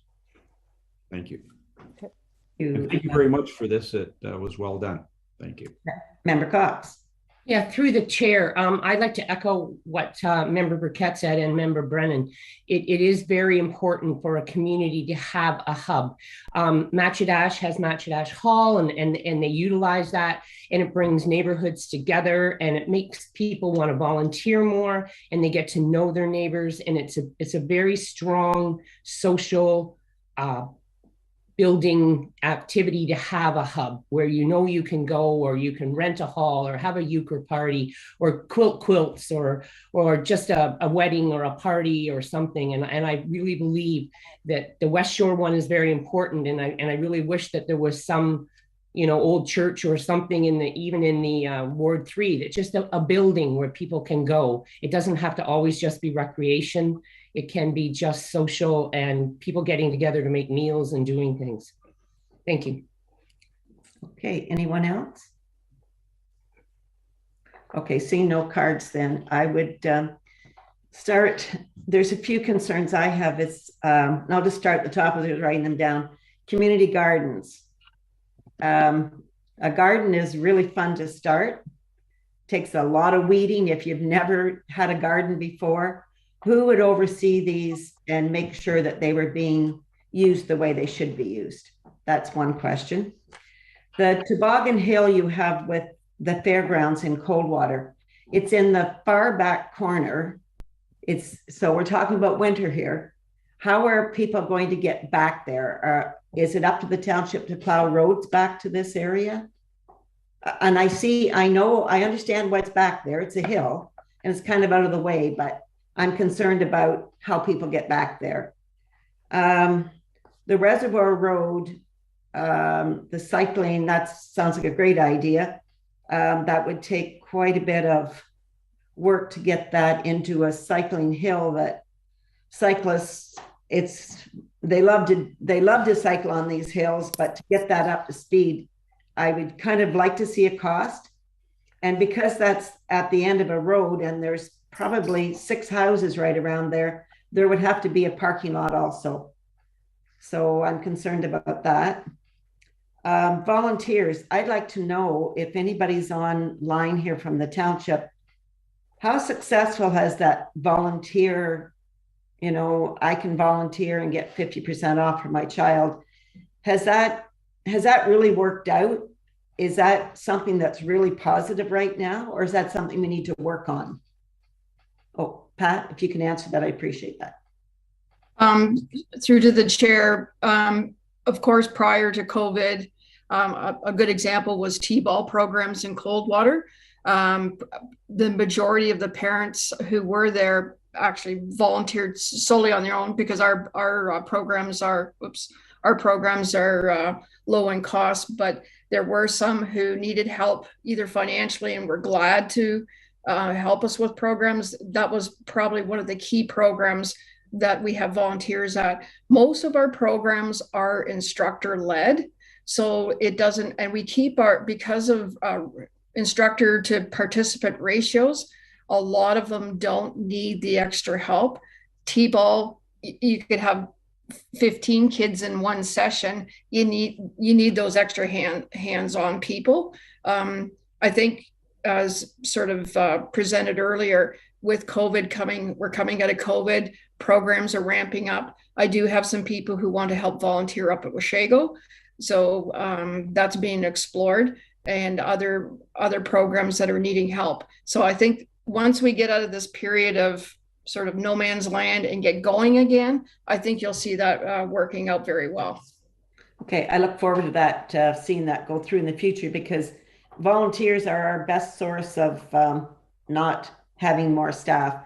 The floating aqua theater, I don't know where you planned on putting that, or to me, it's safety. If it's left out there and there's people swimming out there and something's going to happen, I'm sorry, I don't see that one.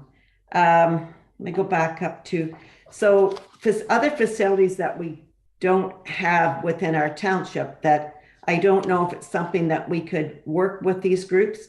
So I had the Coldwater Curling Club. I know they have things like a church service there on Sundays. So they do look for rentals. And if it's something that we could use at some time during the week, I would look forward to working with them. Golf courses are another one. They have huge halls that are not being used during the winter season. And Otis Park, that's one of our biggest facilities.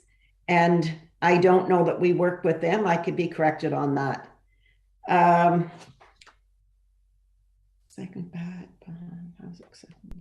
So I guess my last one are user fees that are going into Aurelia.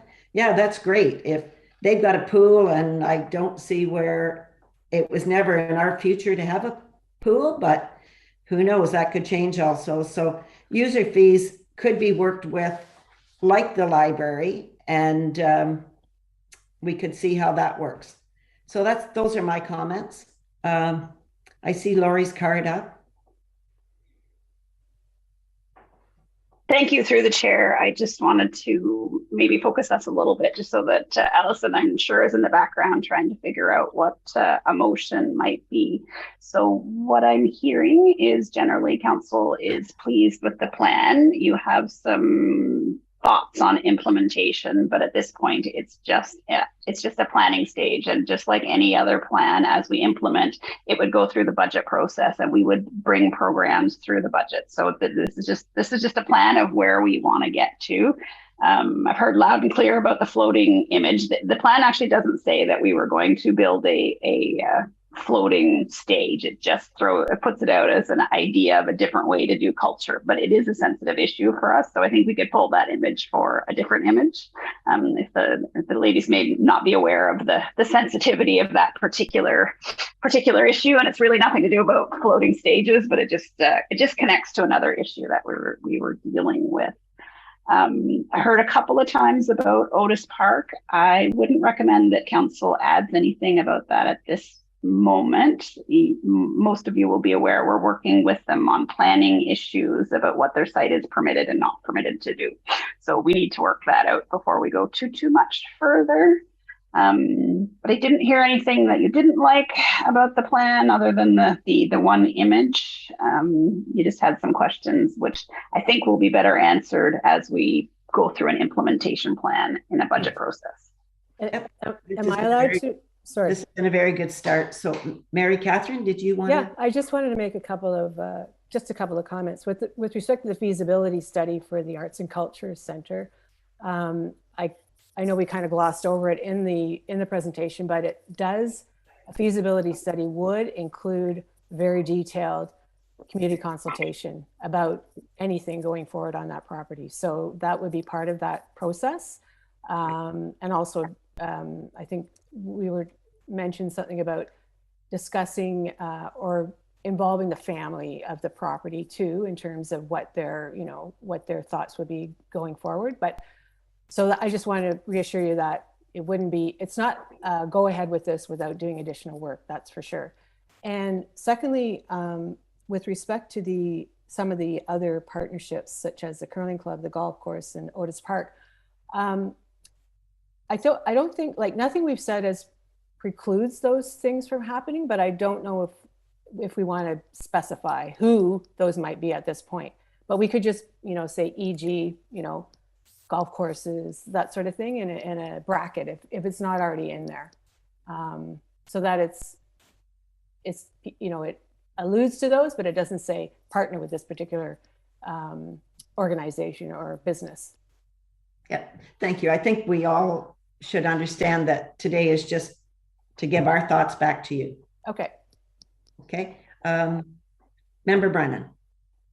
Yeah, I just want to, just following Laurie in that last bit, I have no problem with not specifically mentioning Otis Park.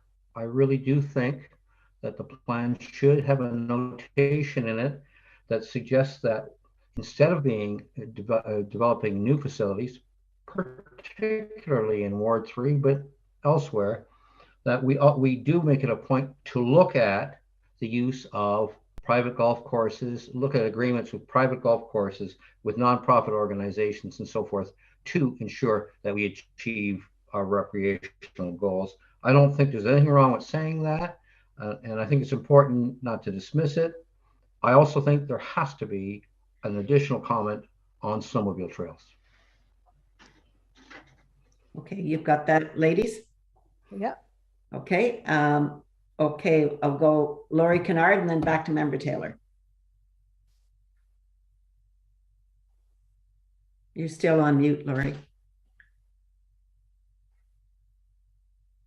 Sorry, I'm trying to read my plan, find my plan on my screen as I answer the question. I just wanted to clarify for Councillor Brennan that there is actually a very clear statement in the plan as it states now. It's in the trend section, and it talks about we should be going beyond current practices to encompass new partnerships between public, non-for-profit, and business interests to in meeting a wider range. So I think that's probably already there, what he's looking for, but we definitely take the point that we can be looking at some facilities that are not used in all season round and see what we can do with them. But I think it's already there. Thank you. Member Taylor. Yeah, just through the chair, a follow up to the CEO there, make sure that we delete the image, but any reference to this floating amphitheater should be stricken from the report. Okay, well, I'd like to thank you for this first round of rec information received today, and you can take all the comments and work with them. And our CAO has her card up again. Yes, Laurie. Sorry, I guess my question for the committee is the changes that you've asked for significant enough that you would like to see it again, or shall we just take it, make those changes and bring it forward to council for approval? I think what our recommendation was, or the resolution that Allison is working on in the background, is that it be received and that the items be brought forward to budget as appropriate. And I think we could be received as amended, because we've definitely heard a few things that need to be tweaked, but I don't think major that the committee needs to review it in depth. So, but I could be wrong, so I will take some direction from the committee. Okay, I saw Member Taylor's card before Laurie, and then Member Cox. I very cautious, and I'd like to see it again. Okay, Member Cox. Oh, sorry. Yeah, Member Cox. You're muted. Through the chair to Laurie, I think we'll see it again because it has to come to council to be approved. Does it not, or am I wrong? Or is this the day we're approving it? Because it's just corporate right now. Sorry, yes, through the chair. That was the point I was trying to make. Because there was few changes, we could probably make them before council. Rather than having another corporate service discussion and then another council decision, because then you'll have seen it 4 times. But totally up to you if that's what you'd like. You just need to give us some direction. I just, through the chair to Laurie or the rest of council, I think that the committee, I think that if it comes to council, we can be made aware that the big changes about the floating was done and anything else. And the CAO has already said it's in there that we work with other businesses. So I think the floating dock was probably the most major one. Thank you. Member Taylor, how do you feel? Do you want to comment on that? Is that okay coming back to council? Yeah, I guess, so through the chair to the CEO, so it'll come back as a review of corporate services minutes. Is that correct? With the change. And that's our opportunity to ask any questions before I see the clerks. About to the clerk's waving here. The clerk's waving. Should we maybe hear the motion and then see if there's any comments after that? Certainly, it's up to you, Madam Chair. Well, if you'd like to read it, and then if there's any questions, we can look at it again. But we should see what Allison has written up here first. Okay, but I want to clearly understand council's understanding here. So are you expecting to see a full, fresh, updated plan attached to the council agenda? Member Cox. Through the chair, I would hope that maybe if Mary, Catherine, and Leandra can just say that they'll take the floating thing out and then we're done. Because I think there's a bit of a discrepancy across the table on that. The one thing we could do is there's the motion that could come forward today, and we could include the updated version, which I'm sure will be fairly easy for the two consultants to update and turn around fairly quickly for us. And we could just include it under the informational section on the consent agenda for council. And then if there are sections, and council can pull it from there. Yes. And then we can still pass the motion today, and only if council sees that there's things that need to be tweaked, do we pull it for further discussion. I'm just trying to make sure that all of council gets to see the final version, because I'm getting the feeling that there are some that want to see an updated copy. Okay, Member Burkett, and then Member Taylor, and then Member McIntyre. Thank you, Madam Chair. We have to remember that this is a plan, and we only have one council meeting remaining in this term.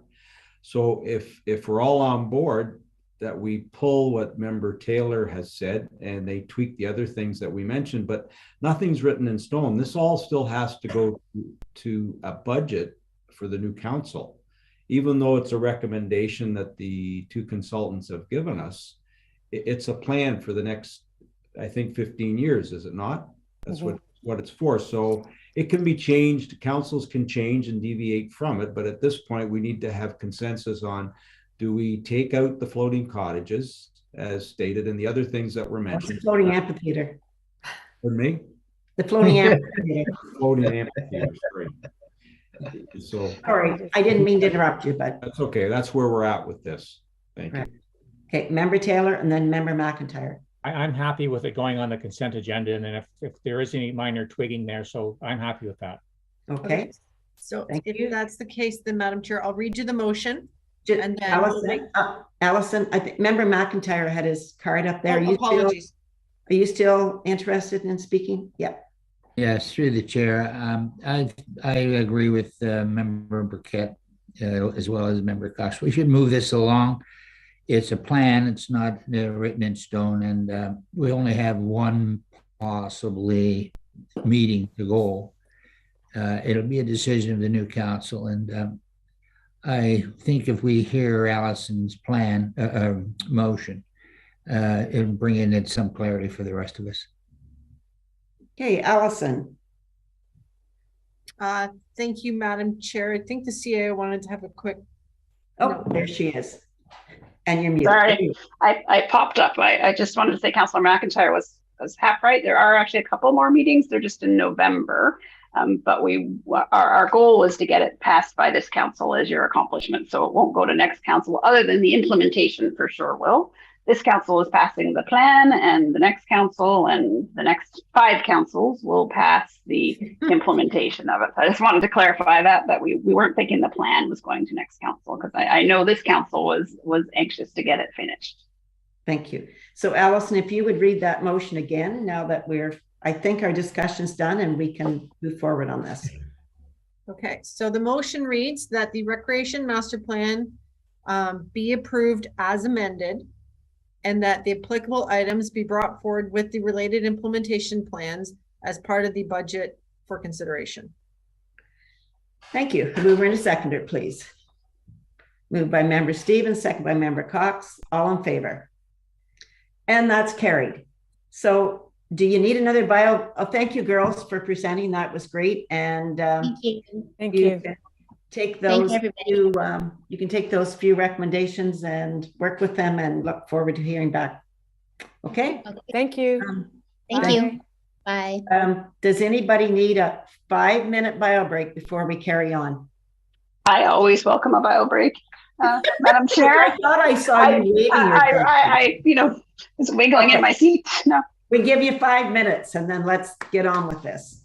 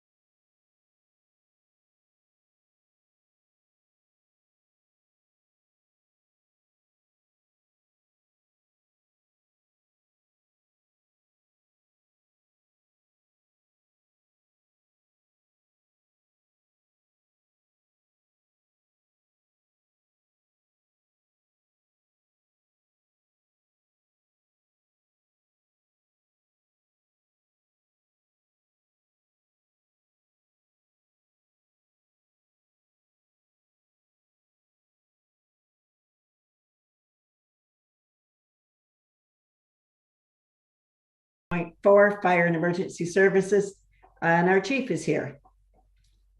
Thank you, Chair, and good morning, committee.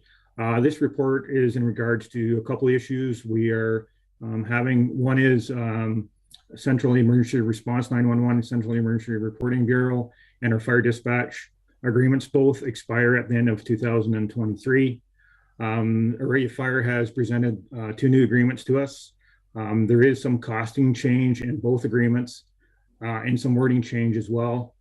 They have reduced the 911 CERB cost from 81 cents to 51 cents per capita, which is based on the 2021 per capita, but they have increased the fire dispatch from up to 284 per capita, which is a pretty significant increase.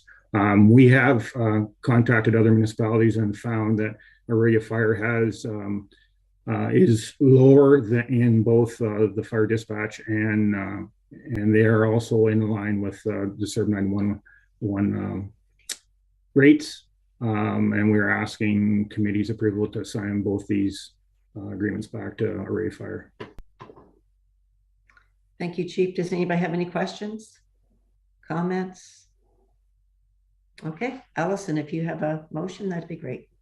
I do. The motion reads that fire report number F22-003 dated September 28th, 2022 with respect to 911 Central Emergency Reporting Bureau CERB service fire and fire dispatch agreements be received, and further that the clerk be authorized to renew the agreement for 2023 with the Aurelia Fire Department for 911 CERB service, and further that the clerk be authorized to renew the agreement for 2023 with Aurelia Fire Department for fire dispatch services. Mover and a seconder, please. Moved by member Brennan, second by member Stevens, all in favor. And that's carried. Okay. Thank you. Thank you, Chief. We are going down to F6.2, Administration Report, Bylaw Enforcement. Thank you, Madam Chair. So this is a bit of a two-prong report.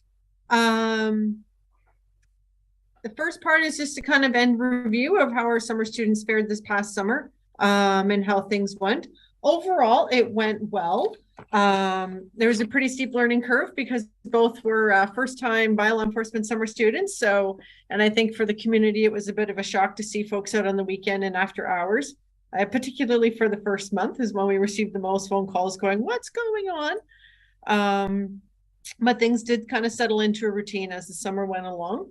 That said, you'll notice on the last page of the report, which is page 9 of 9, there's a summary there of the number of tickets they issued, particularly related to parking over the summer. Of particular note that jumped out at us pretty early in the summer as a piece of concern is the number of folks who are using expired accessible parking permits. And some of these are long expired. So not just like a month or so, but like years. Or it was the spouse using it and it was under the name of the other half. And people were deliberately trying to conceal that fact by putting ball caps over top of expiry dates and stuff like that on the dashes. So it was probably one of the more concerning trends we found this summer. In addition, you'll notice that there are some points in there about parking. One of our more frequent parking areas that we did have issues with around boat launches was Doug Smith Drive. That does pop up every summer as an issue. So far, every summer since I've been here, we've had issues there. It didn't tail off at all over the summer. It seemed to be consistent the whole time. So just for council's awareness, it does seem to be one where we have regular parking issues there. The one thing I do want to note is that the hiring of the summer students was definitely intended to help us raise awareness of our new Good Neighbor bylaws, and it definitely accomplished that. They created kind of like a little handout sheet that they would be able to give people, just especially in the first couple of months, to raise awareness of these are the new noise restrictions. These are the new rules with respect to this. And they issued quite a few warnings in the first month or two, and we never heard from most properties again. We had very few repeat properties as the summer went along. Out of all the short-term rentals that the students identified, We only had 3 real repeat properties, and even then 2 out of the 3 disappeared after the second or third occurrence. So there's just the one, and we've actually, as a result of the AMO conference, have a contact directly with Airbnb, where we've been in touch with them with respect to that outstanding 3rd one directly. So hopefully that mitigates those. But with respect to Airbnbs, like every summer, there's always 1 or 2, but the grand majority we never hear a peep out of. So, and most of the noise complaints we got were regular residents against regular residents who don't like the music coming from their neighbors, or the fact that their neighbor's working in their backyard at a certain time of day. And in a lot of cases, because this was the first time ever for us having a noise bylaw, it was a lot of education in the first month or so. And then the noise complaints really did start to tail off a little bit, unless it was a long weekend. So the one part I did want to talk to council about with respect to summer students is that I'm actually not recommending that we hire summer students again. Part of the reason is that our summer students are very limited in what they can and cannot do. They can issue tickets fairly quickly and fairly easily. But with respect to the majority of our bylaw enforcement issues fall under bylaws that require more detail, more experience to be able to issue orders and notices with, such as clean and clear or property standards. And in those cases, the students are happy to go out and do inspections, but every single order still falls back on our one bylaw officer to write and follow up on. So the volume that he ended up following up on was substantially more, but that does mean that there's a workload struggle there for our bylaw officer. So if council wanted to see a similar summer coverage again, and we did this at TAY back many years ago, where we had an 8-month contract person that went from the May long weekend, full-time enforcement though, instead of summer students that went from the May long weekend through to Thanksgiving. So, and we might not even need that. I will fully say that we are getting to the point where down the road, there may be a pinch point where we come forward, not today, but in the future, for a second full-time officer. The number of complaints through COVID that has risen, you will have seen a year or so ago that I was starting to note the percentage increase year over year that we were seeing in bylaw complaints. That actually, with COVID, I'm going to say not ending, but mellowing a bit, actually the number of complaints hasn't slowed in the slightest. It's just stayed high. So for a couple different reasons, if council did want to have that extra body over the summer again, my recommendation at this point would be that we bring on a second full-time experience contract 8-month position to cover that extra window where we'd have that. The other piece is that this was the first year we've lived with some of our new bylaws, such as noise and things like that. And there are other municipalities that are constantly looking at their bylaws as well. And so you'll see in the staff report just a couple other additional enforcement measures and tools that we'll be looking at over the winter months. And if we're finding that they're getting results at other municipalities, because I don't want to bring stuff back to council if those municipalities aren't finding them actually functional and useful and successful in court, then we will bring those backward to council for consideration over the winter months, to maybe amend one of our current bylaws to add a few extra tools. But overall, it was a good summer. Just a couple lessons learned from the first time with us having summer students. Thank you. Questions, Member Brennan and then Member Taylor. Thank you. Through the chair to Allison, I agree 100%. When I found out we were using students, I was horrified based on my experience and with provincial parks and issues in provincial parks. It's dangerous. I'm not sure what the procedure is when someone comes across a party of inebriated people. The last thing you need is a 22-year-old trying to deal with that. They don't have the skills or the patience, and I would be very concerned. I liked your idea of a contract. I would modify your thinking on that a bit, or at least consider this. We have more cops in this bloody township than at the Queen's funeral. Retired cops are everywhere. I talked to one the other day that's working for minimum wage in a golf course just to do something. The challenge we have with a second contract is nobody wants to work those hours. And I would suggest your idea of contracting someone with a little more experience is good. I think the talent is definitely in Severn Township. You might want to break it up into smaller contracts so that these guys are only, or gals, whatever they are working alternate weekends and things like that, so that it's a little more palatable for because they're dreadful hours in the summertime. Who the heck wants to work a long weekend in the summertime at night? You want to be the one making noise. So I think we have an opportunity like no other place to deal with this with experienced people who know how and have been trained to handle volatile situations. Thank you. Thank you. Member Taylor? Yeah, through the chair, that's a very good points by Member Brennan. But back to, you mentioned Doug Smith Drive. We've had parking rules that have never been enforced. So I think this is a good start.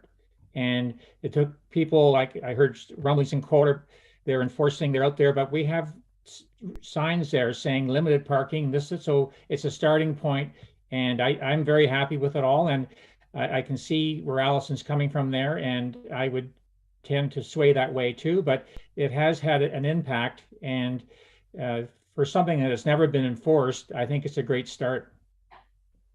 Okay, anyone else? Member Burkett. Thank you, through you, Madam Chair.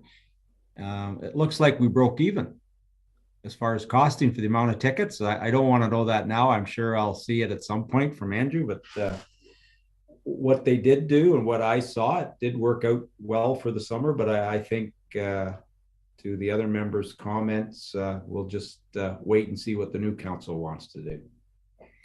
Okay, so I've got a few comments, Allison. I was surprised to see that the 3-meter people pulled over before crosswalks was so low. I can say I've been in Washago, I've been in Coldwater. I can't believe people parking on top of the guided lines. They're even parking right on top of the crosswalks. Like, how they can't see this is beyond me, but I'm surprised there was only that many.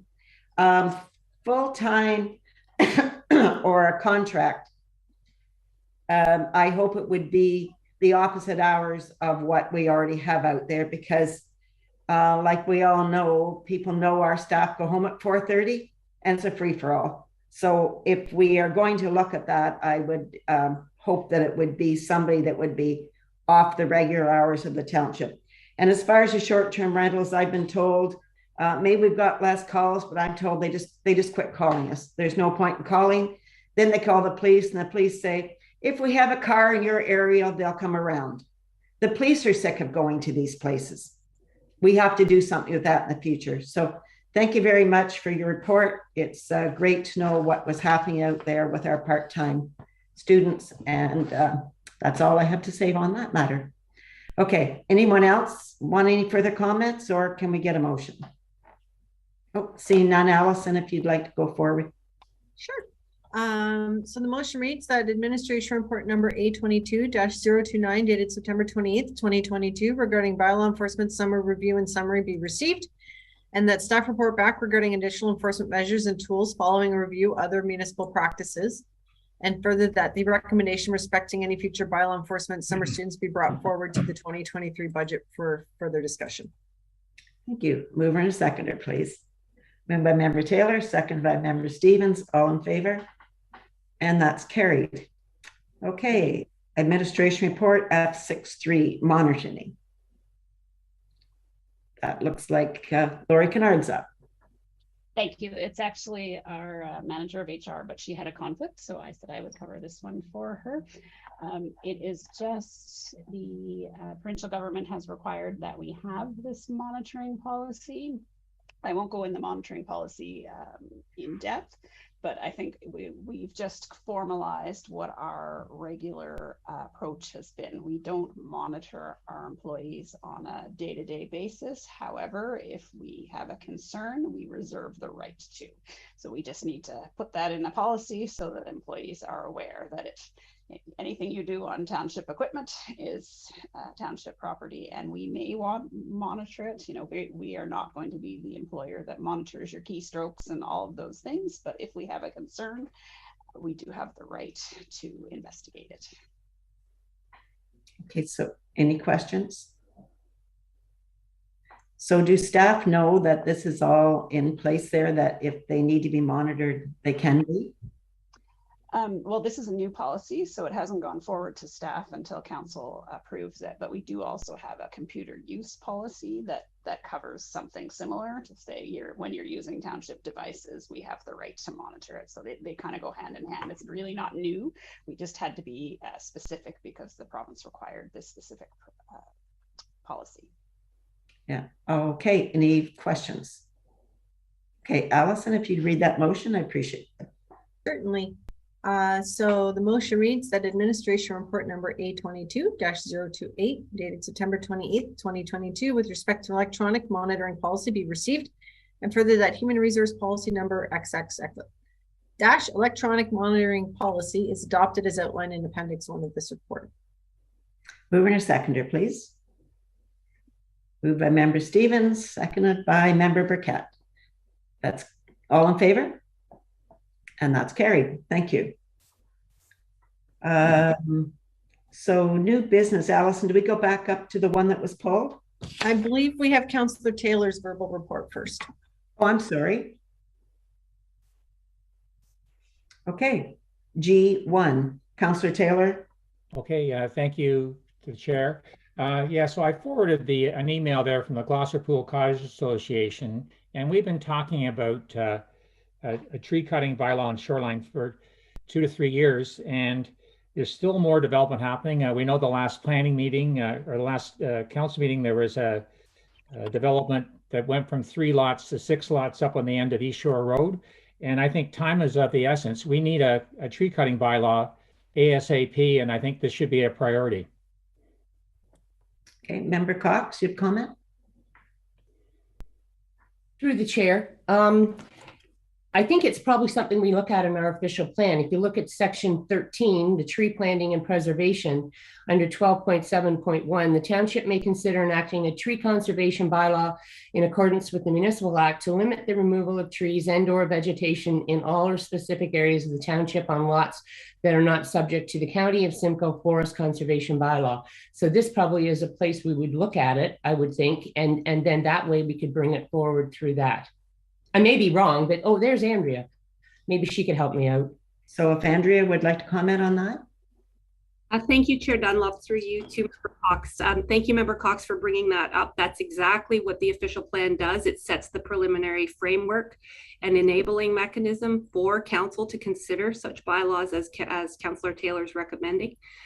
So basically, we set the framework up in the official plan, which, as you know, is nearing the end of the process and has been the focus of planning staff's efforts over the last year and a half. So now that we're moving to the end of the process, should the county approve the official plan and allow us to enable those policies to come into effect, we would be able to then bring forward for further consideration, say through the budget process and in consultation with other departments related to enforcement and that sort of thing, a tree cutting bylaw such that Councillor Taylor is recommending. Councillor Taylor. So through the chair to Andrea, then why can't we do the bylaw now, knowing that it's going to be in the new official plan? I think we waited way too long here, and time is of the essence to get this in. It even, I think in the last meeting, Katie was saying, well, we don't have a bylaw here. We can't do anything with the trees along the shoreline, and we've got to get going on this. As Member Cox said, that the council may do a bylaw. Well, let's take the word may out, come up with a bylaw. Our neighbors to the north have a tree cutting bylaw. Why can't we? Okay, I see Laurie Kennard's card coming up here. Yes, thank you. I hear Councillor Taylor's frustration in the time that it's taken, but we have discussed it a number of times, saying we will contract it out to the firm that did our neighbors to the north. when they finish the OP. There's only so much resources to go around. And unfortunately, we are barely keeping up with our planning files that do have legislated deadlines. So sometimes that some of the things that we want to do don't get to the top. Our staff definitely don't have the time to work on it, and MHBC won't take it on until, or at least I wouldn't give it to them, because I want them to focus on completing the task at hand, and then we'll turn it over. So it won't be forever, it'll be in the next year, but it can't be tomorrow either. Okay, I see there was an email come through from a concerned citizen wanting to know why she'd never had an answer in 2 years. So hopefully we'll get this OP on its way and get working on a tree cutting bylaw. Member Taylor. So just in wrap up, then, can this be put on an abeyance list, or that they know it's going to be, it's happening there? Absolutely, Member Taylor. I will make sure it's on the abeyance list for you. Okay, that's great. Do we need a motion with that, Allison, or? No, I'll take it as direction to add it to the abeyance list. Okay, so now we go back to Member Cox pulled. It was D 2.3. Correct. Okay, Member Cox. Through the chair to council, I just wanted to speak to this only because it was on the consent and it wouldn't be public knowledge, but I think it needs to be the work that the Washago Garden Club does and how hard they work to keep that area up there beautiful, and it's all volunteer. And so that was my rationale in bringing it forward. Thank you. Thank you. That's right. They do an amazing job up there. It's stunning for tourists going through and for residents themselves to enjoy that area. So yeah, thank them very much, and thank township staff for taking over the watering for them. That is a huge job. Okay. Do we need to take that for information, Allison? Yeah, if we can just pass a motion to receive for information, that would be great. Okay, I need a mover, Member Cox, and a seconder, Member McIntyre. All in favor?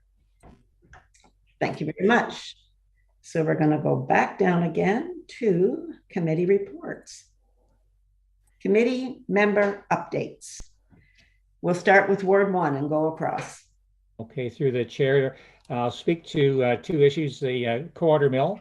We had a new friendship pole has been carved and completed, and it's now erected on the grounds of the mill. So please drop by, have a look at it. It's facing the east, and it looks very good. The mill had a very successful Saturday Night Live music session this summer, and we plan to continue that again next year. And coming up in December, there's our annual Christmas market is coming back to life, and we're going to be using the downstairs and the upstairs. So looking forward to that. Seg Bay Chamber of Commerce, Raleigh Resort is going to be celebrating it is celebrating its 100th year this year. And there's an after 5 meet and greet on Thursday, October the 27th at Raleigh Lodge, and it goes from 5 to 7. So it's a great time for council to come out and see this resort that's been there for 100 years.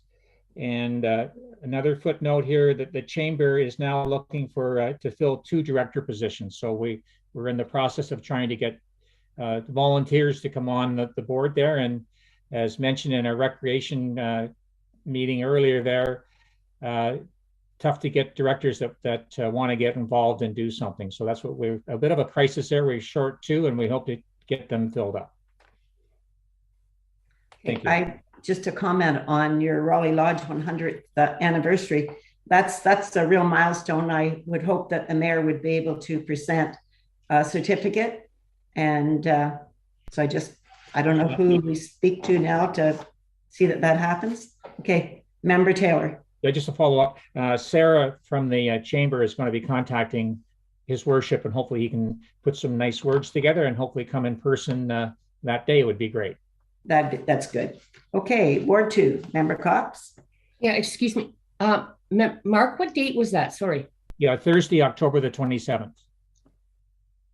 Can you send us out an email on that? Do you mind? I will. Yeah, we'll do that. Okay. Thanks. Okay, Lake Country, we had the AGM at Quails, which was lovely. It's quite the spot to go to. They had a lovely meeting. Our RTO 7 spoke. The issue of not having enough staff and trained staff came up, which we're finding in the tourist industry.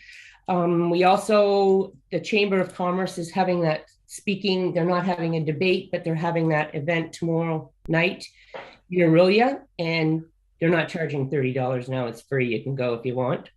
I'm chair of the advocacy committee. We had a meeting and we talked about importance of the economy, the investing in Aurelia and area. And so that will be brought forward at the meeting on the 29th. The other one is from the BIA. Our Witches Walk committee is quite active. We have quite a few people on it now. So we're going to have our Witches Walk on Friday, September the 21st. And we'll have, the mill is having vendors and they're going to be vetted so that they are not selling anything that any stores in Coldwater do. Because the survey we did said that a lot of the people said they're lining up, there wasn't enough things to go see. So that should help it out. And it will also be a fundraiser for the mill. The other one is that on the 22nd, we're going to have we haven't come up with the name yet, but it's going to be something like Family Witches and Goblins. And it will run, I think we've talked about 10 or 11 till 2. And once again, the mill is very active. Sue Chappelle is helping us. She will be getting the mill and some people together, and we're going to have a pumpkin contest and we're going to have a costume contest. And this will help for the children so that they do not come out on the Friday night. We will also be handing out candies. We'll have different stages, different places on the street where there'll be a pumpkin and a volunteer so that they can hand candy to the children. So they'll have a day too. And once again, this will bring people into Coldwater and shopping in Coldwater the day after the Witches Walk. And we're really excited because a lot of the stores are giving out discounts. And so that way the next day they can come back. And that's it. Thank you.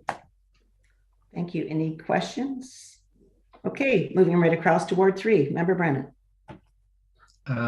Thank you to the chair. The Aurelia and Area Physician Recruitment and Retention Committee is fired up again. They were busy through the summer, a core group of them, but the regular crew met on the 15th for the first time in this season. The committee reaffirmed their gratitude for the donation of $20,000 that has been provided by Severn. We have between Aurelia and Area, we have an 8.3 to 13.7% increase in population over the last 5 years, compared to 4.5 for Barrie and 5.8 for the Ontario average. Somebody's telling them about us.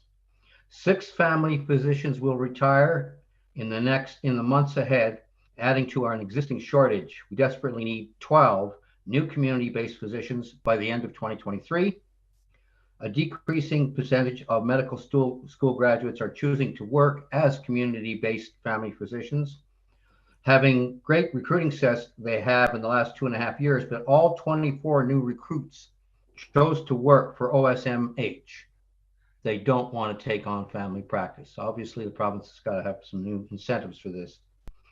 Committee is looking to restructure and recruit approximately 10 new community representatives.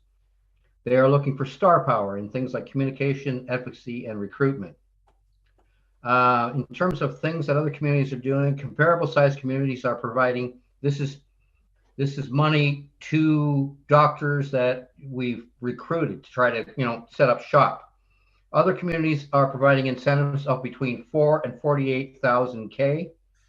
Kingston and Bancroft provide $100,000 in retention initiatives. You may have heard on the radio recently, they've been quite successful. Belleville offers $150,000, and it comes from a private company in the community, suggesting that large private companies, Hydro and stuff, could help us. There is an ROMP program that can provide a substantial one-time funding to set up a family health organization. Aurelia is not eligible. Severn is. So a terrific opportunity exists for us, maybe working with Canadian Tire, blah, blah. But there's some great potential there for us to access a significant fund for physicians. That's it there. They meet once a month. I also met with the Otis Park crew for the first time on Monday. They noted the park is 172 years old. It's 45 acres in size, hopefully too small for a new hospital. Their main goal is to promote an awareness of agriculture and the environment. I'm on there as an ex officio member. They just hosted the fall fair and the electric car show. They're gearing up for a Halloween function. And as I mentioned earlier today, the roller rink, the new roller rink that's been newly surfaced, had 3,600 skaters in September, which is pretty amazing to me. They have lots of aging infrastructure, and they are dealing with lots of challenges and costs to go with that, lighting, electrical, and so forth. But anyway, they're up and running for the season. That's my report. Question, Phil? When you're talking about bringing physicians in and helping them set up, is there a chance to go through developers? Like, these developers want townships to provide things to them, but is it not important to them that the people moving into the area have a physician? Has that ever been looked at? I don't think so, but I'll ask at the next meeting. I've also been asked by a member of the community as to whether or not they are pushing for nurse practitioners to take in some of that slack, which of course I think most of us who have, I haven't seen my doctor in 3 years. I see a nurse practitioner. I don't even know what he looks like anymore. But so there's a, I can ask. I think that's a good question, Deputy Mayor Dunlop, and I will ask to see if that's it. But they are getting help from large organizations. Some of these developers are sizable organizations that could make a contribution. But that's what's happening in some of these other communities. They're tapping into, like, we have Ontario Hydro here, right? Like, you know, Canadian Tire strikes me as a big corporation. There's others that can contribute as well. So yeah, I just think when I will ask developers are trying to sell. Go ahead. I'll ask. I think it's a good idea, and why not? They're doing very well these days. Yeah, but when they're looking to sell their houses and they're looking at what the township can give them, I think right up there is, I would move to that area because I have a doctor. Anyway, if you take that to the organization, your committee, I'd appreciate that. Any other questions for Phil? Thanks. Any other questions for Phil? Okay, I see Ron's disappeared, so we'll go across to ward number 5, and we'll come back to Member Stevens. Thank you, Chair. I'll go next.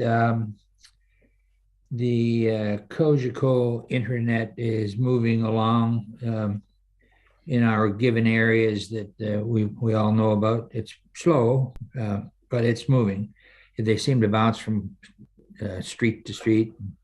Some days are busy on my road, Canal Road, and then suddenly they're somewhere else. So I spoke to the girl that runs the directional machine. I think she's an owner in the place that's doing the work, and she indicated that it should be wrapped up before the snow, which is a nice thing to hear. What else? The Lions Club had a Oktoberfest on Saturday night at the Lions Hall. Actually, they held it in our community center. The turnout was too extensive for the Lions Hall to do it, so they hopped the fence and went to our facility. It was a good time. I didn't win anything. I've had won in the past, a big prize at the Lions, 20-some years ago, but I was happy to attend. Nice turnout. Great Papa band was there. A real Papa band, not one that just kind of winged it. And finally, Lock 42 is closing on Labor Day, and that'll be the end of the linking of the lakes as it goes. So it's been a very good season for the lock, considering the price of fuel and so on, the U.S. boats going by. But they're closing up on Labor Day. I think the last is the down at 6:30. That's my report. Any questions for McIntyre? Okay, moving across, Member Burkett. Thank you, through Madam Chair. We had a affordable housing meeting, as well as I said, on the bursary committee, and we did choose some very worthy students with some funds. But what a turnout! I think there were close to 200 that we had to read. pretty impressive. Some of these students are great writers. I think what else? Oh, I went to the powwow as well. It was very well attended in Rama. Very surprised to see this time some of the mayors from Muskoka, and talking to Chief Williams, he's made some great connections there. So it was the first time in my 12 years that I had seen Muskoka down to enjoy the powwow. I think that's it for me, Madam Chair. Okay, Member Stevens, can you do your committee update, please? I'm sorry, I can't hear you. Okay, so we'll just go ahead then. I'll do mine. So BIA, everything's moving along great. We're doing lots of good things in town. I see our flowers are out of town now, so there's some fall decorations up, and then we'll move from that right into Remembrance Day. The library has been doing really well. They've got story time at 9:30. The computers are open now, but they're not encouraging a lot of people to come in and do what you need to do, and go out in a certain time so that they're not cluttered with a lot of people there. We had a fun thing happening. It's called the bird watching backpack. So there's a little backpack you put on. It's got binoculars in it, a little book that if you see a bird, you can identify it yourself. That's a fun thing happening. The park passes went out 10 times this summer. So that was really encouraging that 10 families could take advantage of that. There's a fishing rod. You can go in and take out your fishing rod. You've got it for the day, you bring it back, but you have to prove you have a fishing license to go along with that. We got a $500 IDA grant for books. The sharing place this summer gave out little packages of food that was refreshed once a week. Kids that were out and about that were hot or wherever, they could go in and get a little bag. It was not a cookie, but a retreat plus a drink in it, and that was really well deserved. We had blue lights on the library for the Queen's passing, and we had a book that you could go in and sign, and that will be sent overseas. And we had 297 likes on the Queen's passing in Coldwater. The budget's been set up now for 2023. Google searches on average are $200 people a month, which is rising all the time. The first time since 2020, things have been moving along at a faster rate. We've had 25 new patrons just in August alone.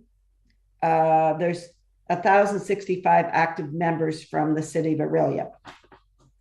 So at county yesterday, I sit on the grants fund down there, and through COVID, they had said, well, let's put the grant, the committees have to give 20% instead of 50%. A lot of these committees don't have 50% to put towards their grant funds. So I encourage council to take it back to 20 and leave it there, that more committees could be involved. And I got a yay on that. So it's back to 20% instead of 50. I canoed in Canoe for Cancer from Upper Big Chute to Port Severn. And when I came through the Narrows, for the first time, I've actually saw those floating cottages. You see pictures, but to see them, two of them tied to a Crown Land island, it's very disturbing.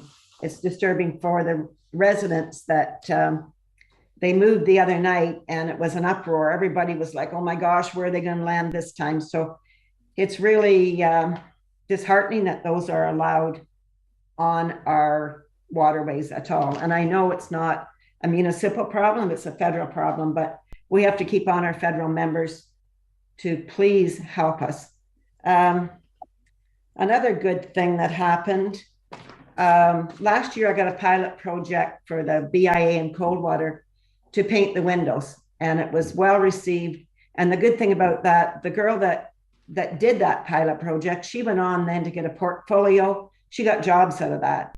And the Simcoe County Tourism were very happy that we could move young people forward, and it doesn't have to be young people. This year, I talked to Catherine Stevenson at our Lake Country AGM and said, is there a possible chance of having another pilot project this year?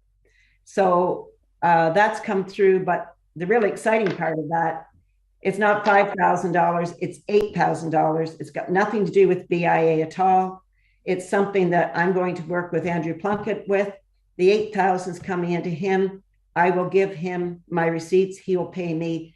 But the most exciting part about this, it includes Washago, Coldwater, Port Severn, and Severn Falls. So we're going to try and up the ante for those 2 villages and 2 hamlets for Christmas. So I'm really excited about that. We'll move that forward in after Remembrance Day. That's, I think that's all I've got. Member Burkett. Thank you. Through you, Madam Chair. That's exciting news, but just explain to me how that works, because at that meeting yesterday, my understanding was any monies that were to be allotted to anyone, you had to put forth a proposal. And based on your proposal, the committee would decide whether or not you got those monies. Yep. So I'm excited, but I'm a little confused. If you could maybe explain how this works. Certainly, no problem. It was a grant form. It's been filled out. Andrew Plunkett has to sign it, and then it's going in.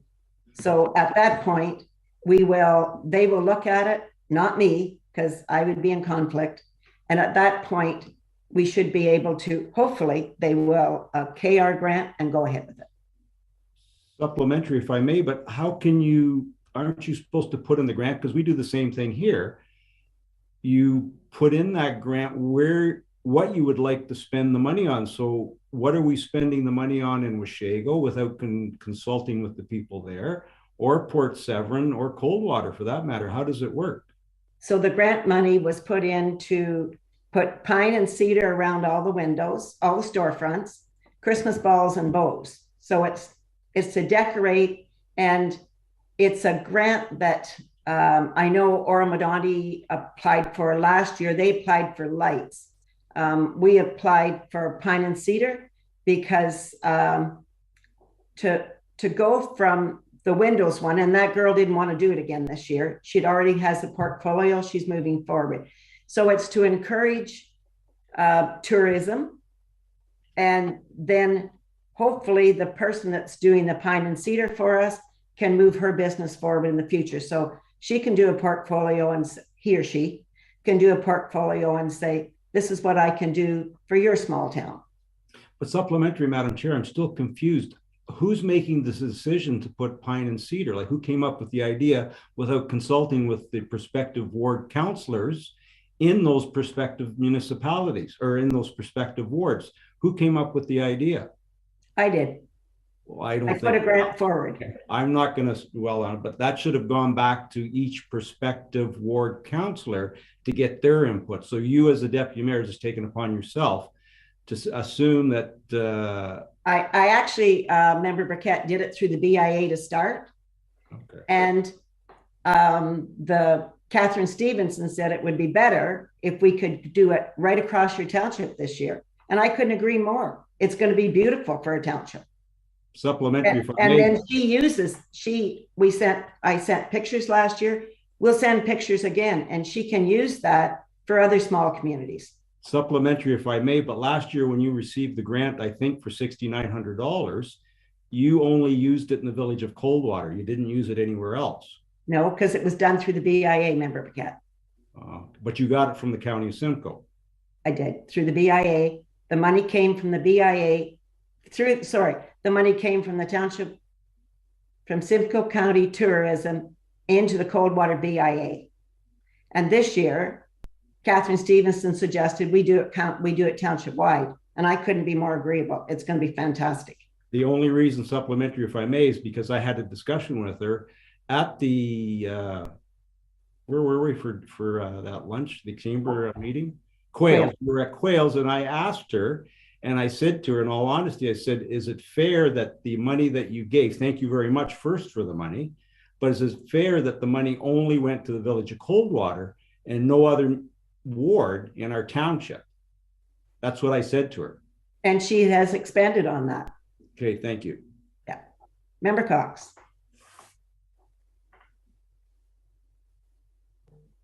I just wondered where the 20% funding is going to come if we have to put that forward. for next year's grants? So for what you're talking about, you said if you get a grant from the county, you have to give 20%. And Catherine said in lieu of volunteerism, you can put it through there. And I know the BIA approved $1,200 at our last meeting for cedar and pine. Oh yeah, I know that, but I'm just thinking $8,000. That would be our 20%. Yeah, but that's BIA money for the whole township. That's $1,200 for cold water. And she said, put in lieu of. If I've got to go pick it up, I've got to deliver it, and I have gas and I have volunteerism time, I can make that money up. I've never put in for money. Fine. I just questioned, I just wondered. The other one is $8,000 worth of garland and balls. That's a lot. Is there anything else? Not really. Balls and the store owners and the businesses are all approved this? It's right in at the county right now to be approved. No, I know. I'm talking about. Sorry, folks. I thought this was a good thing for our township. Maybe I'm wrong. Maybe I should just decline it and say, keep your money. We don't need it. Member Burkett. Through you, Madam Chair, not to dwell on it, but I think in all fairness, like you're again assuming that the village of Coldwater or Port Severn, and I would consult the store owners to see what they would like. Split the money 3 ways, and then that should be taken back to their prospective wards through the ward councillors to see what they would like to have happen in their prospective communities. What you're doing is you're assuming, and it's great that you got the grant, and it's great that the county is going to provide that funding, but you're assuming that your idea may be very great for Coldwater, but Washago may want to do something else. And I would ask the ward councillor, Member McIntyre, to take it back to his ward, and Member Taylor to take it back to his ward to see what they would like to see done in their prospective municipalities. And I'm just saying that. I would love to hear from the other 2 members to see how they feel. Member Taylor and then Member McIntyre. Well, it's the 3 of us are on a committee, Villages and Hamlets, so I'm sure it'll come up. Our next meeting is, I see, on the 28th, but perhaps we could have it sooner than that. We could have that added to the agenda. Yeah. Member McIntyre. Yeah, my thought was to, since the 3 of us officials are on the same committee, we could have a meeting anytime to make a determination what to do with the grant. But there's plenty of places in Washago that we could use some of that grant money that you've managed to obtain. But I'll just leave it at that. I think that our villages and hamlets should probably meet sooner and make a decision on it. When was that next meeting, Member Taylor? Yeah, I have it down as it's October the 28th, but I think we can work with the 3 of us and Mr. Burke and staff and schedule that much sooner. So as chair of the committee, I'll orchestrate that meeting and have this agenda item put on the agenda. That'd be great. Thank you. Member Cox. Yeah, through the chair, does that give you all enough time to go out and ask your businesses what they'd like? Member McIntyre? Yeah, I can get that cleaned up fairly quickly through the chair. I can get that cleaned up fairly quickly and ask them what kind of a theme they'd want for Christmas and so on. And if they'd take, I guess if they'd take the gift of the grant, our portion of it for Ward 5. Yeah, and I just through the chair, I guess maybe it doesn't just have to be garlands, because I would say that Member Taylor and Member McIntyre's communities don't have any chloroplast Christmas decorations. You may want to look at something like that for your post or something. Okay, we'll leave that with Member Taylor. Ward 2 won't be there. Oh, well, that's all right. You can listen in. Okay, any further questions? Okay, seeing none. Chief Administrator Officer updates. Oh, Allison, did we need to take that for information? No, it's just regular standard committee updates. Thank you.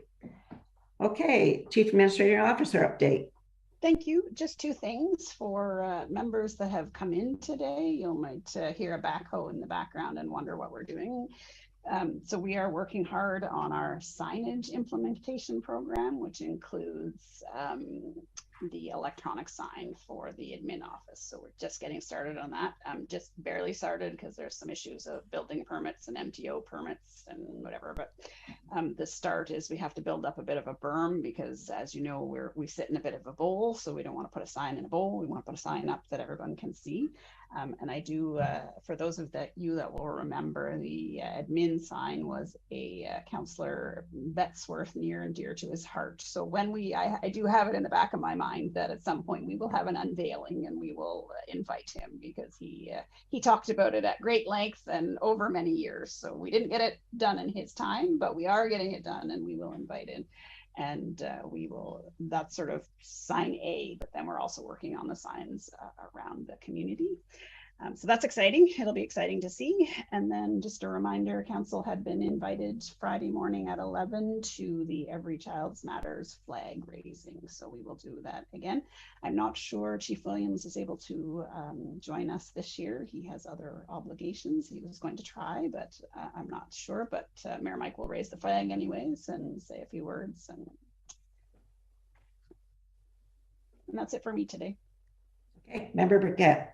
Thank you, through Madam Chair, to Madam CAO. So Chief Williams is unable to attend. I did reach out to him, but for our new member, Member Brennan, there is an orange shirt here for you, and Member McIntyre as well. If you're going to join us, if you can see Michelle afterwards, she will give you an orange shirt. Thank you. Well,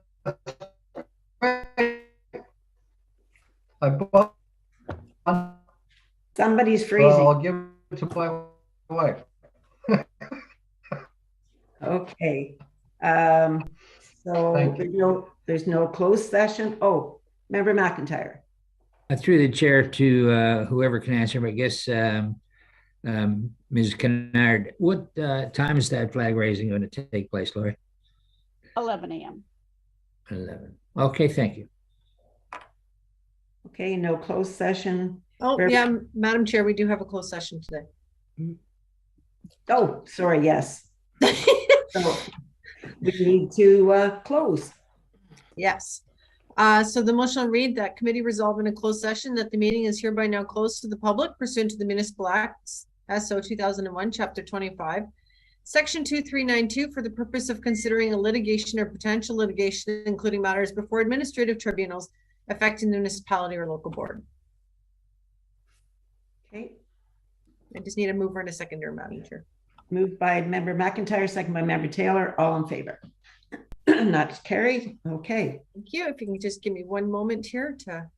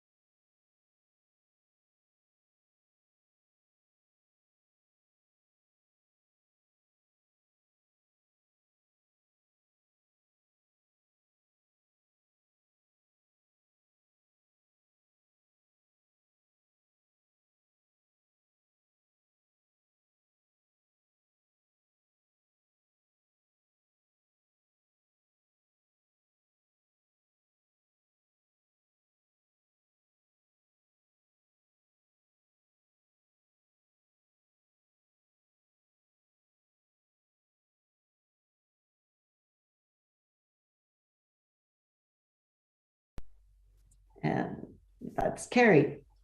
Okay, so the motion to adjourn. I need an emotion. I need a mover and a seconder to adjourn.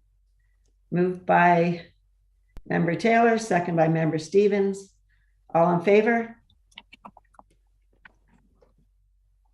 Thank you very much.